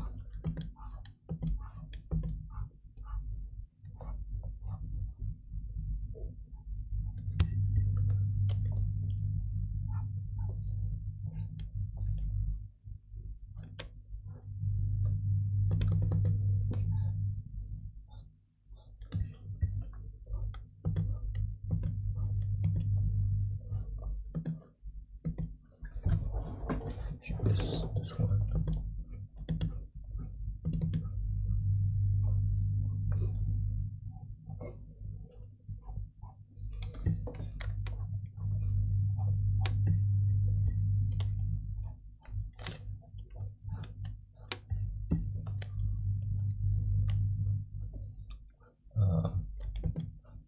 And more detail by physically separating the layers of the feather.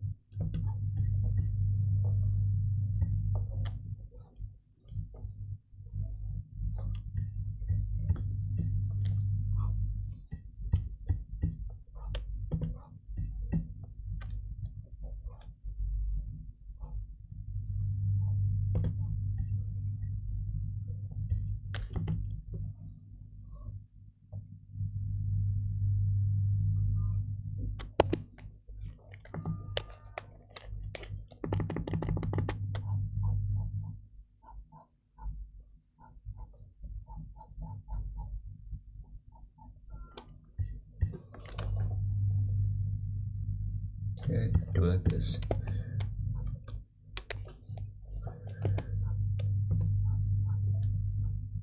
Beak, it's angled downwards.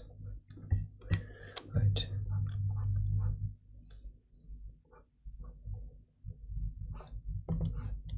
This little part. It's kind of like a, I don't know what to call it, but kind of unique.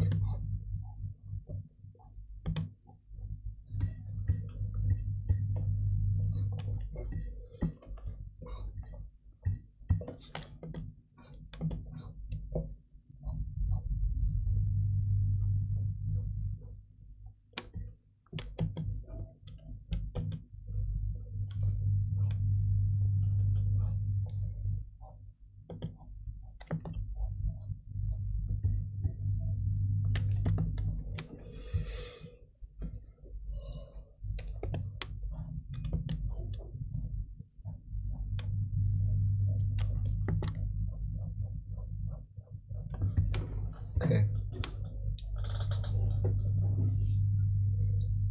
From this shape, it seems like the main body is bulky, and the legs are bulky as well. So there's that.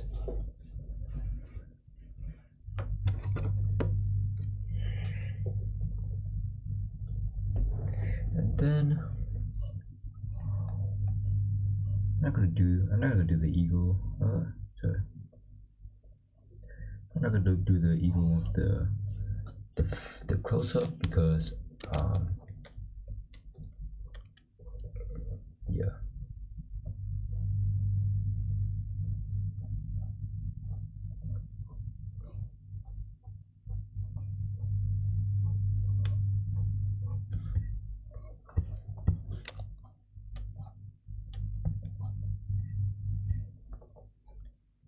and the talons kind of come up like this, come out like this, come out like this, come out like this.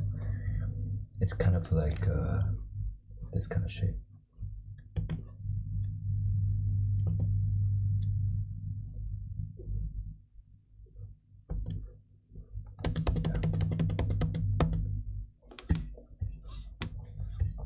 So this.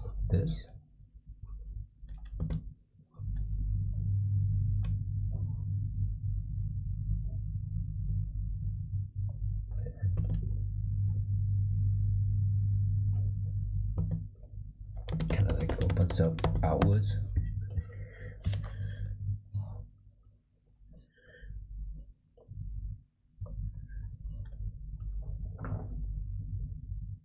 I think we got through all of the bird ones.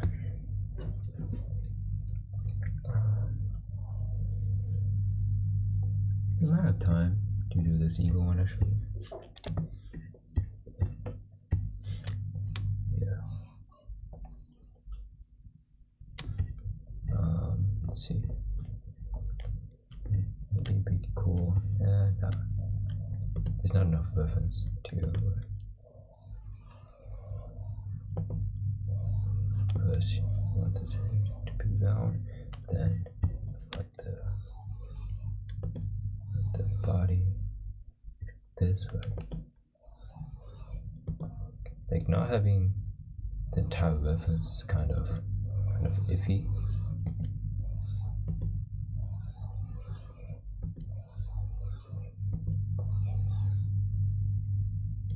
Imagine if this was an eagle, but it's not.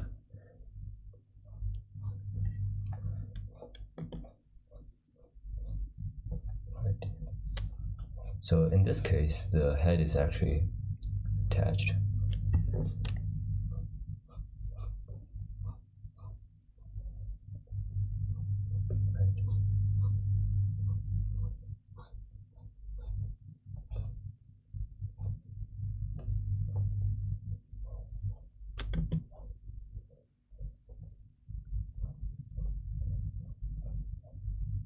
Give this a bit more detail.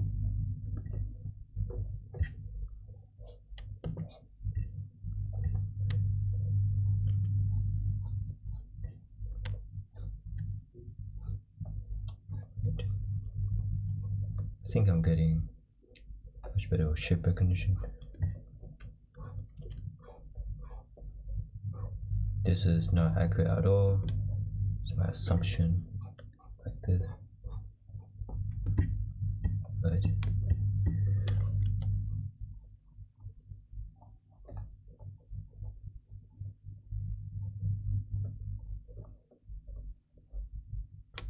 Like this.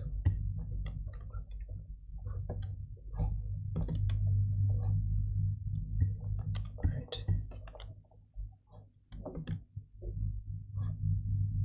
Normally bend outwards, but maybe.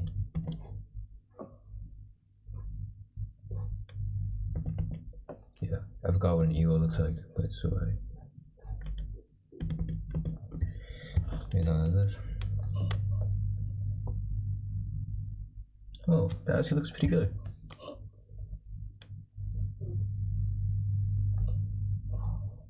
Yeah, I think I'm getting much better at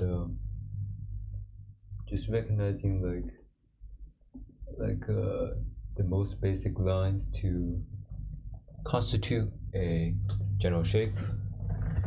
So that's cool. It's cool. Good for me. Good for me. Although I'm still in the tracing stage. I think it's important to fully understand what you're doing.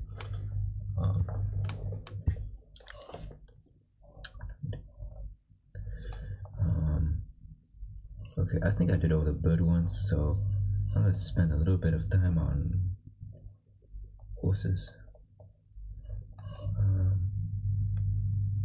Hold on, I'm going to recharge my headset, so I'm gonna be right back.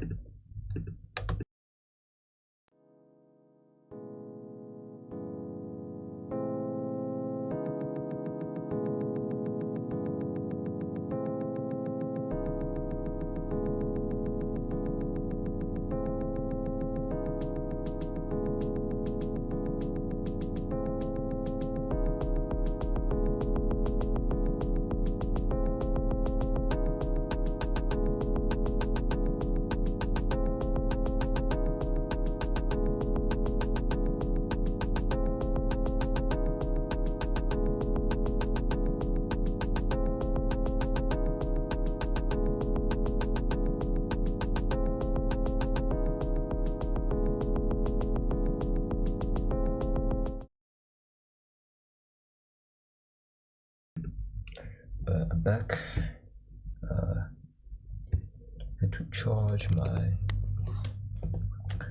my headphones that were dying. Okay, so I want to show this because I think it's interesting. So for horses, I know this is a big leap from drawing birds to horses, but horses are actually pretty interesting to pretty similar to what we did for dogs and cats. Remember, they walk on all fours. So let me hide some of these sketch layers. So if you remember what we said about quadriceps versus bipedals animals like us, our shoulders tend to lean back, while for these animals the shoulders tend to lean forward. So as an example, ignore the duck, but instead of having shoulders that lean this way, typically they lean this way, and they're a bundle of mass. So two methods I've seen people draw on horses is either they use 3 circles for the main body, and then they head like this, and then they connect everything like this, right? Like this. Or another method I've seen, another method I've seen is people just draw two larger circles, right? 2 larger circles, and then they connect them like this. Either way, I think both methods work. So pick whichever one you like. I'm still deciding which one I like because both methods look pretty good. I think having 3 circles give you more structure, especially for the belly here, as it curves downwards, and for this connection here, you can kind of use the shape part to form a connection between these 2 circles, this, and then use this part to form a curve like this. So what I'm gonna do is I'm gonna hide that, right? Let's bring up my horse references. 1, 2, 3. No, that one's the one I was looking at. 4, 5, 6. Look at this one. Right. So this method I actually don't really like. I'll show you why I don't like this method. Right. Yeah, I think the main issue is, right, the shapes are way too complicated for beginners especially. So like I think even for this shape it would be really easy if you just separated it into like 3 circles, right? This, and then like all of these shapes are so necessary. Well, the neck is fine, right? Because normally you just use triangles like this, but I think for the main body, right, like 3 circles should suffice, right? Like this, you don't need any of these. Like this is fine, right? But you don't need like any of this shape, the shape. They're very, very complicated, and when you're just starting out, I think it's better for you if you just like kind of like work with simpler shapes. And I think circles are probably much simpler in that case. So that's something I would recommend, right?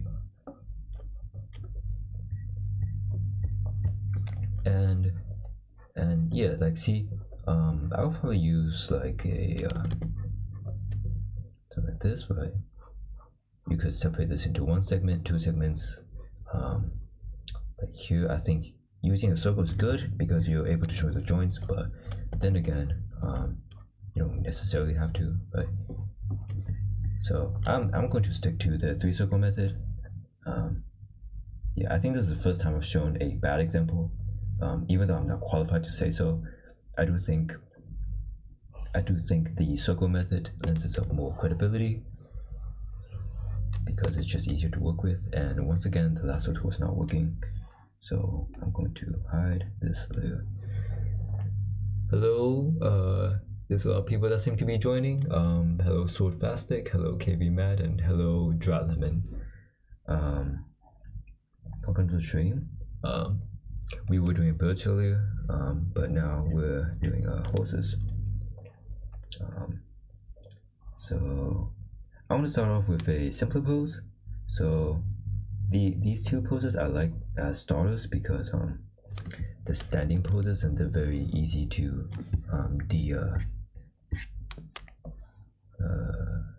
like put down, right? Okay, start with this one.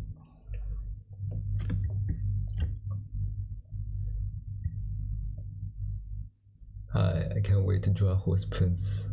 Okay, I'm a longtime fan of songs, been watching this since 1997. Yeah, that's awesome. Like, I can't believe you've been watching since before I was born. That's awesome. I always say this to my loyal fans. You guys make everything amazing. So thanks for watching me from before I was born. Been watching since 2005. Awesome. I was a 2-year-old baby. That's awesome. I was born in 2006. I was born in 2013. Wow. Oh my God. Mega Songs fan. Nice. So still in Kingdom. No. I was dying. What? Okay. You guys are funny. That's all I'm gonna say. So, I'm starting to run out of space. It's not something I'm happy about. So this one, is kind of like they're kind of overlapping in a way. Oh, oops, latency spike. Kind of like overlapping in a way, like this. It's kind of, the head is kind of leaning forward, right?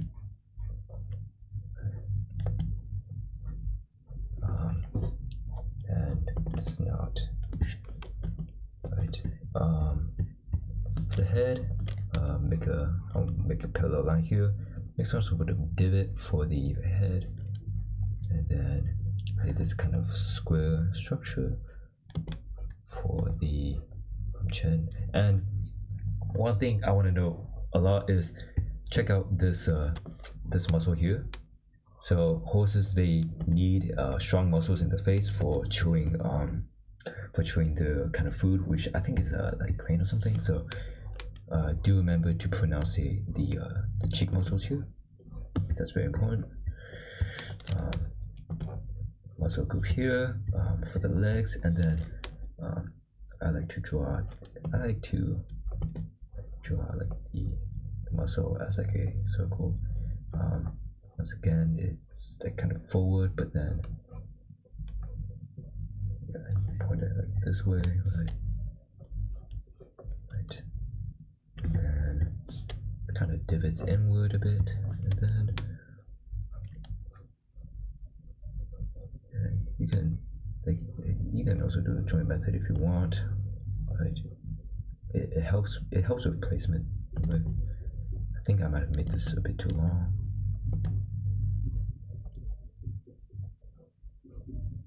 Latency spike, yeah, like this. This doesn't really look like a horse. Let me simplify the hoofs a bit more. This. Cut the bottom off like this. I think this looks a bit better. And I think it should be a bit more lean here.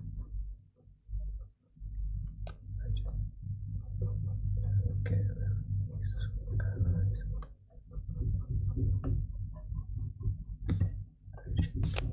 kind of looks like a leg, human leg instead of like an actual leg. Do something like this. I think it's probably just the angle I drew that, which isn't really exact.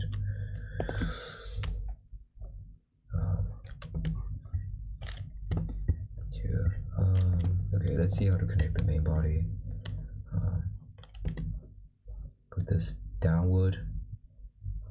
You can imagine that if you were to sit on it, right? And this comes down because of the angle. Normally you go like this way, but I think this one will come out. a lot more here. Use the circle as some kind of like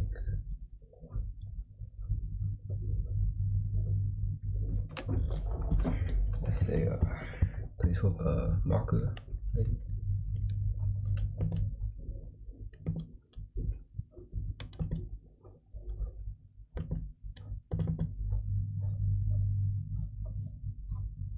Use the other circle here as a placeholder, and let's see, it's kind of like it kind of goes forward a bit like this. The hoofs go a bit like backwards, as if it's like flying. This, right?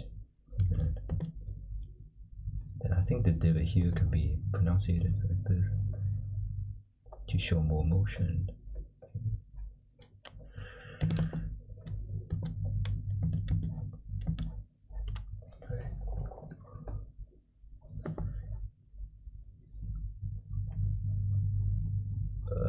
This is really fun to watch. Thanks, awesome.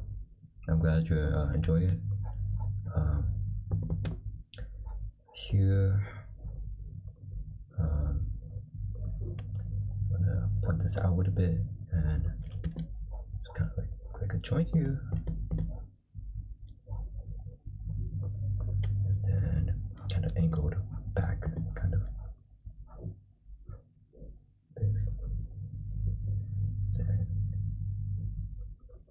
this, something like this.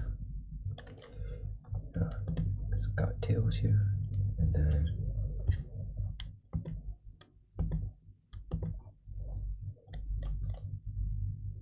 this is kind of, it's kind of like a divot, but it goes back like this. And I think the angles are because of the neck, so this, right, so like this, and then ears. I like drawing ears, they're kind of cute. Right, kind of like this, right, and draw noses.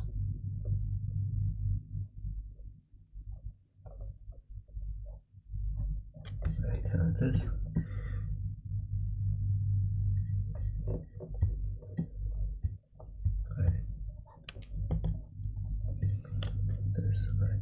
I think this looks okay. We have 30 minutes. I think we're good on time. Getting a bit of a pink spike. Let's move this. Notice me, senpai. Hello. I have noticed you indeed. No, notice me. Well, the good news is I have noticed the both of you, so that's cool. And this is absolutely cluttered. I don't know what to do. Let me see if lasso fixes itself. If I can move any of these. Nah, okay, lasso still isn't fixed. For some reason, some drawings I can move, some drawings I cannot move.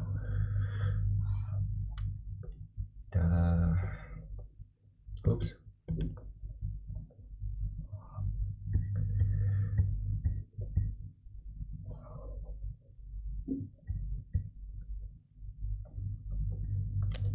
Let me move this down.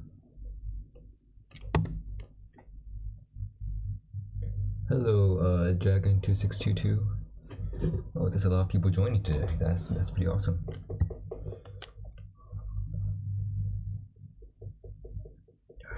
Oh, this is so big. This. Latency spike. Right. Oh, my screen just froze. Okay. I think maybe because of time lapse as well. Move this here.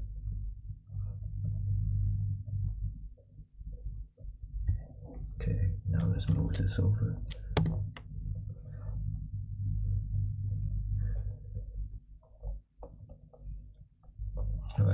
this pose. I like to start with the circle once again. Circle here. This one. The circle was kind of like over here, then kind of like over here. I like this. Maybe.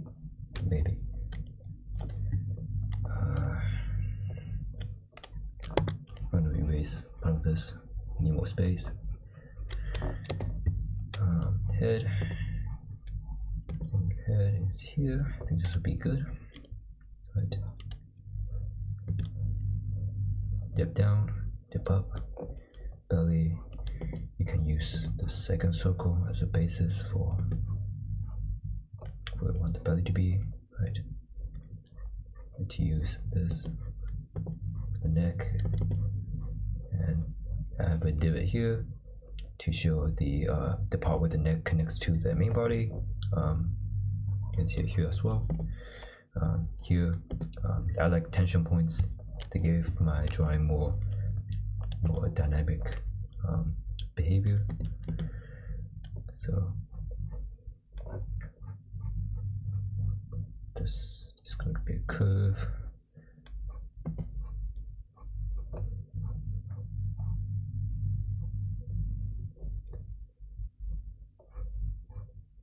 Here, so do put it here, then curve inwards up here.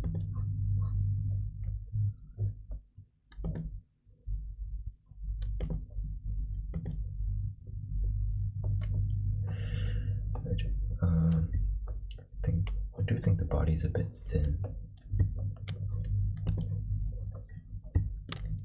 Let me give this more volume.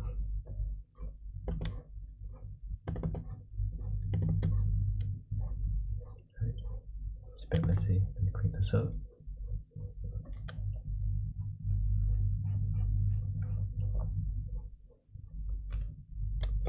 And let me pivot this down a bit more. Right. This is good. I'm gonna keep the circle as my reference, right? And this could be like this. Right.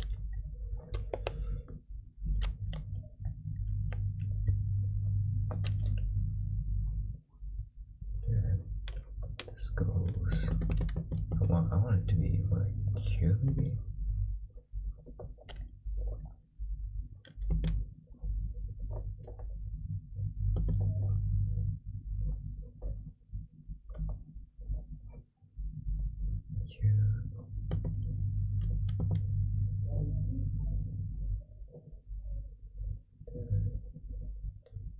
Then down here, maybe.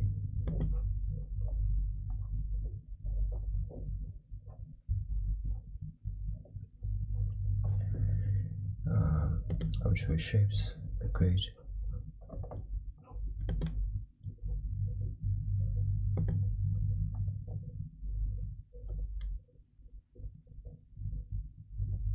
It's a bit messy. I'm still getting used to CSP. Right.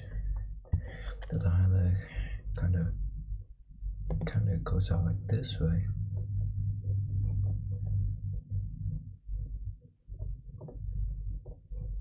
It kind of bends forward. So we've seen a lot of this kind of pattern with the animals as well, right? Looks kind of bent, right? And then we can make this head slightly bigger, like this. Right, and then like this.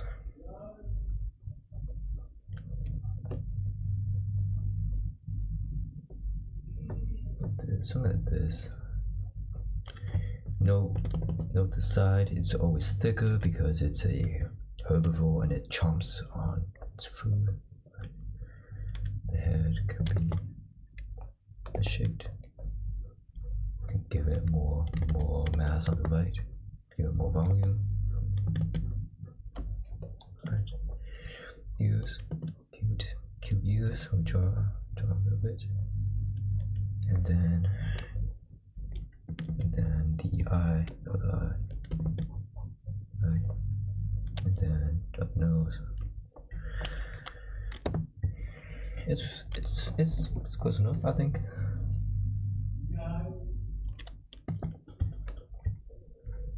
And then we can draw a tail coming out this way.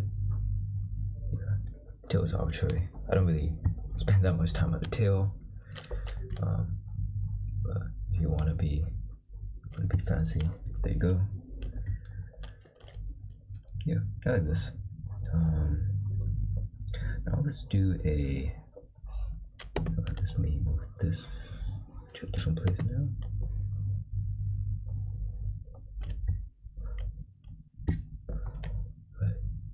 Perfectly situated between a bird, a duck, and another horse. Now we can do one of the running poses. Let me see which one we show the first. Ooh, okay, I think this one is simpler.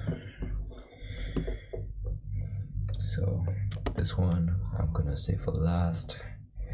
And I think we're probably gonna have enough time to finish these two references. So I'm pretty happy about that. Right. I thought I was gonna have enough time because I spent like an hour 30 minutes just drawing a couple of these, but I guess rushing it was a better idea. So with this. So because of the point of view, these circles are going to be close, but they're not going to overlap per se. That's because point of view. And it's fine if you don't understand perspective right now. But just know that things change angles and you can kind of intuitively think about it. And if you can't, I think doing more reference studies definitely help in the long term. Right. So what the heck, do something like this. Right. So with this goes down, and you're probably starting to see a pattern, but compared to dogs and cats, unless you're drawing like a massive, horses are very muscular, so it's good to give them much more muscle mass, especially for the shoulders, right? And you can see that the way you draw their shoulders are very similar to dogs and cats. The only difference is you give them more mass, and they might be more detailed at a joint. So let me look at this more closely. So this part is mostly up here, but it goes like this, right? This part that comes out. So this is exactly what I'm gonna do.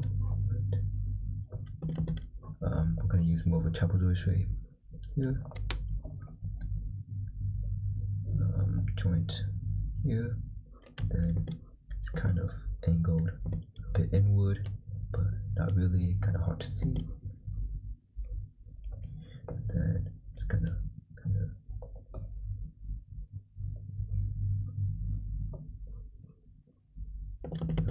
this look good.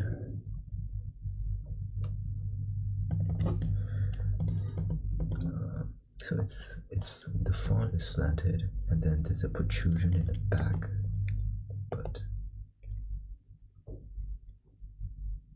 so this.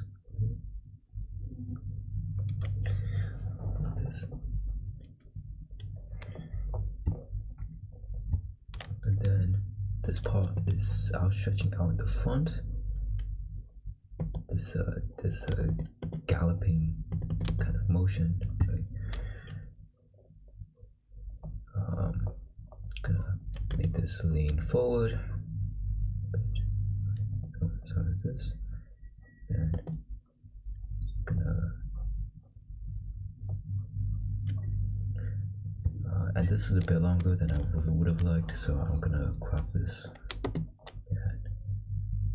Okay, same issue as before, last was broken, so I'm just gonna redraw this whole part.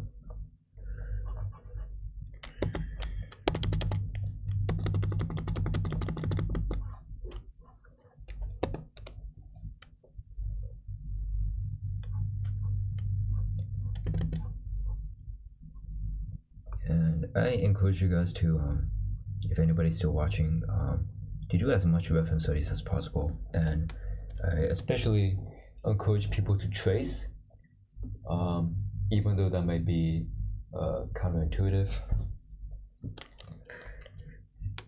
Because I think when you trace enough and you're able to like model out the basic shapes, I think you're increasing your visual library, right?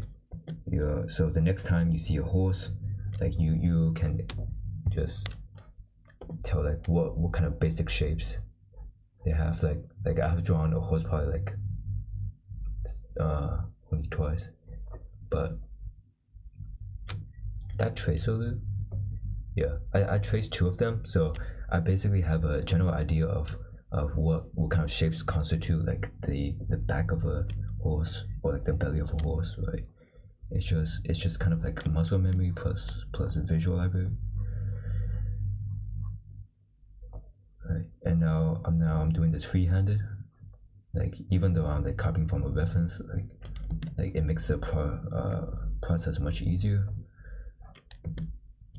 This part is divot forward.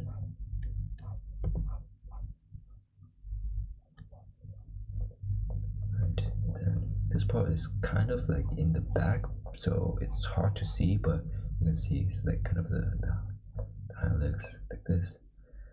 This one is a bit skinnier, like, so I'm gonna give it more mass at the bottom.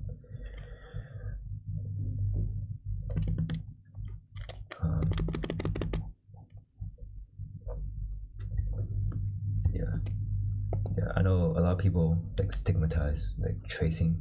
Like a lot of my streams up until now has been like purely like tracing, and I know some people might not like that, but in all honesty, it has helped me improve in basic shape recognition. So it's able to like much easier. I'm having a much easier time like making these basic shapes. Like this may not be the best, but at least it's much better than what I've been drawing a couple days prior. So I can definitely say in the span of only 6 days of chasing a bunch of stuff, I've definitely improved. And we're getting to our last reference of the day, and that is the flying horse kick.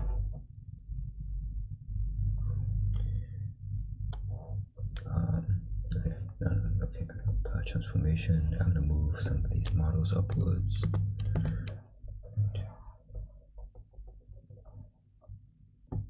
It's kind of funny.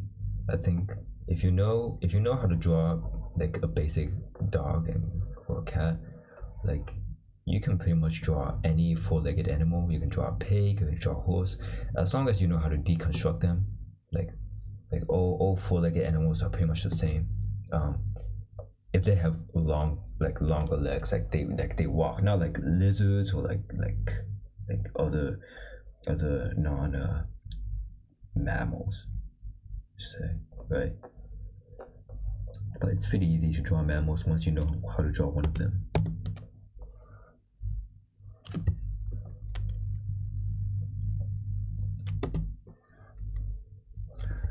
What's a good place to put it? Like here, maybe.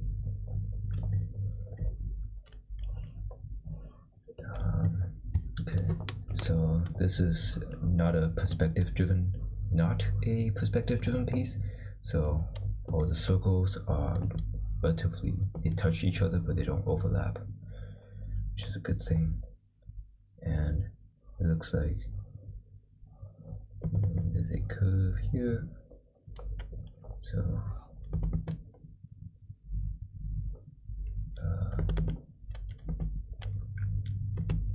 make this a bit larger.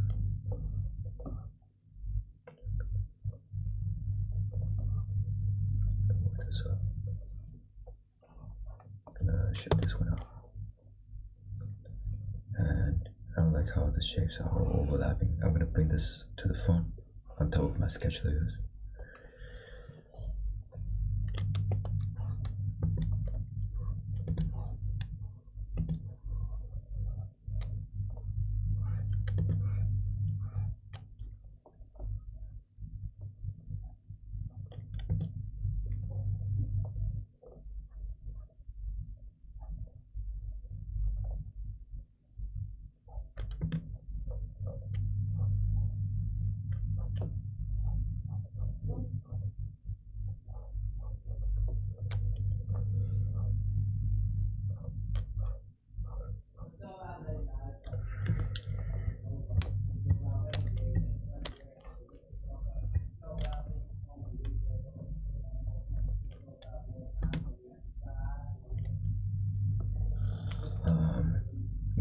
I don't think I curved this enough. It's good that I caught it early on, otherwise, as I draw, I'm gonna notice the mistake later. Once again, that's what's spoken.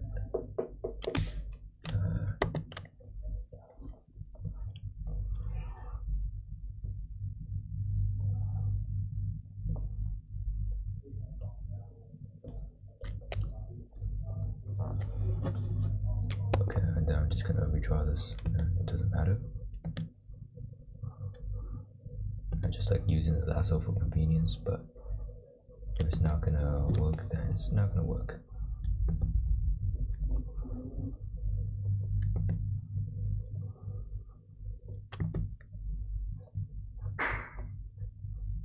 This, I think you can curve upwards a lot more.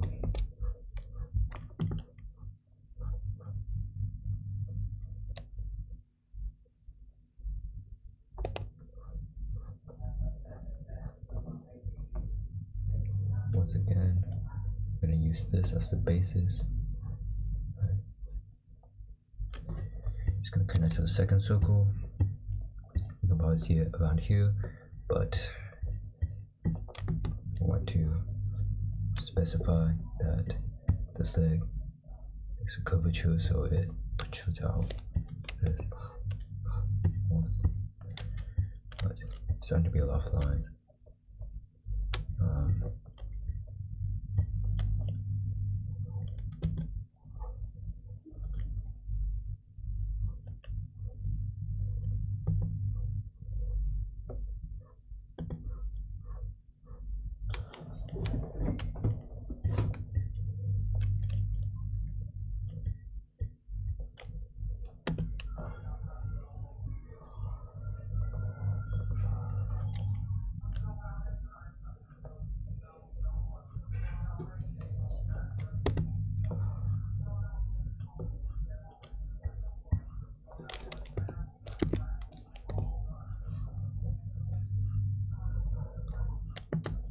A bit bigger. I'm going to shift this a bit back so I have room for the head.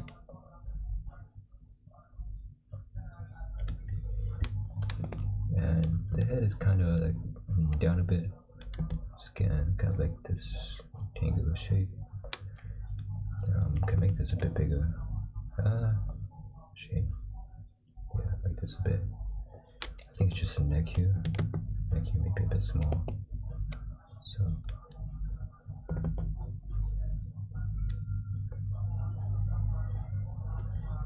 I did mess up a bit. I think the circle here should be somewhere like here, but it's fine.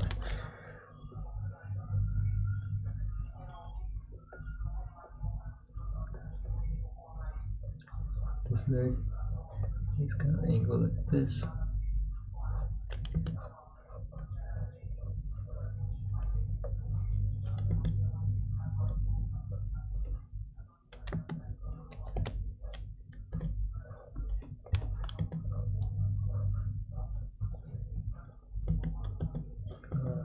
Because it comes down a lot more before it starts angling. This.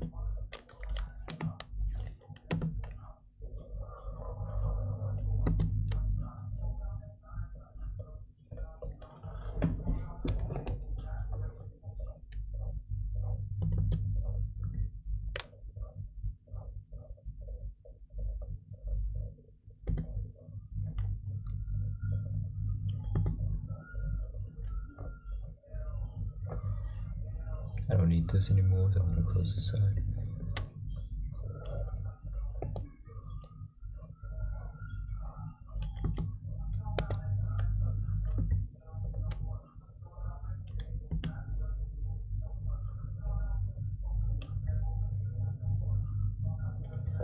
And what we want this one, just the back to curve out. This.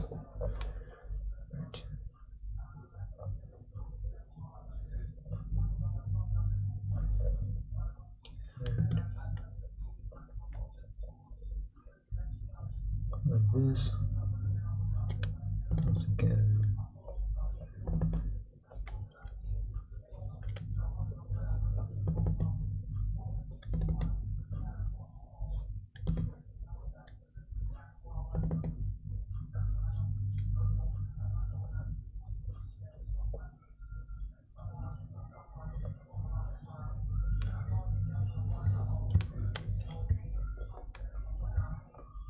And I think this part should be exaggerated a little more. Here.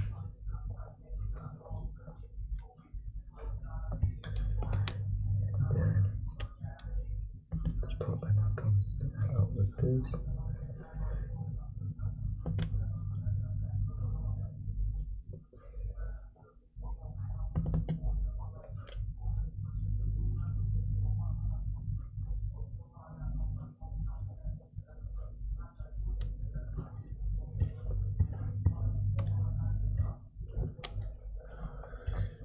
Then we can draw the ears.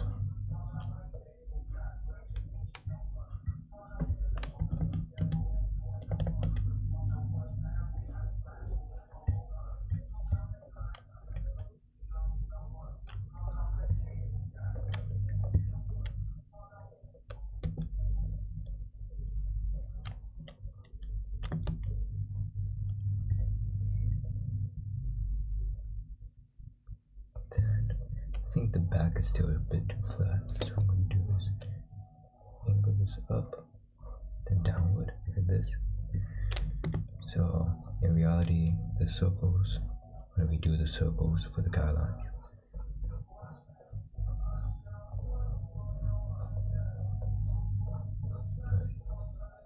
right. So okay, so circle should be like here, should be here. And then this one should be like this.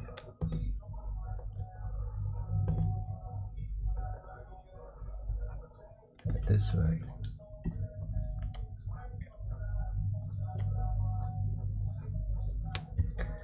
Right.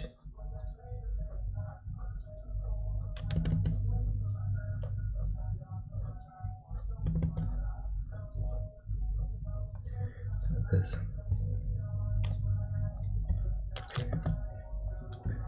I think this looks a bit weird. I think it's because the muscle here.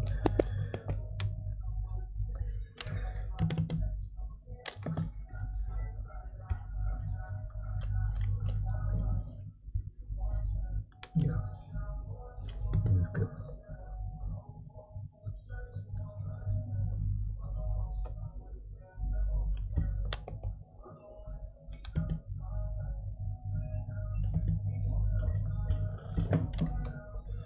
Okay, I think we'll finish all our references, and it is 10:58, so it's good that I took some time out to make this more legible. Okay, so to summarize what we did today, we started off with learning about the wing structures, and I'm going to bring up the reference once again because I think it's such a good reference. Right. The wings can be thought of as almost like hand, like a whole arm, right? So you have a shoulder point, an elbow point, a wrist point, and then this very, very long line you can think of as like a hand. And then this lends itself to the general regions of the feather. So we divided the feather into 7 regions. I think the 2 easiest ones to remember are the alular, which is as you remember, that's the one that's right next to the wrist, and then the scapulars, which are the ones that are right next to the shoulders. And from these ones, you can kind of know that where the other feather groups are in respect to them. For example, you know, the primary and the secondary feather groups are always at the bottom of the wing. The primary ones are the ones that are the most outer one, and those ones tend to be sharper, and then the ones that are near the top. And as you traverse from the primary feathers to the secondary feathers, they tend to get more blunter and more rounder. You can see from here. And in between the primary feathers and the alveolar, you see the primary coverts, and then right next to the alveolar, you see the marginal coverts, and below that, you see the secondary coverts. So the order is primary, secondary, alveolar, then marginal, then scapulars. So primary are always the ones on the outer edge, and secondary are always the ones in the middle. And a couple sketches of birds. We know birds can be broken down into two circles. Most of them have the overlapping circles because the necks are just kind of like that. This is very different for ducks and geese, as we did see. The necks do come out and they're segregated, and it's a special case for eagles because when they're relaxed or perched, their circles are overlapping, but when they are like attacking, like you can see how outstretched their neck is, so this becomes like two separate circles. For horses, we deconstructed it into three circles for the main body and one circle for the head. And from what we did in our previous streams on dogs and cats, they mimic a similar anatomical behavior with the forward pointing shoulders as opposed to backward pointing shoulders for bipedals. And that is how we constructed the main body of the horse, as well as the legs and the head of the horse. So I think that wraps up everything for the stream. And yeah, I'm gonna call it off right here.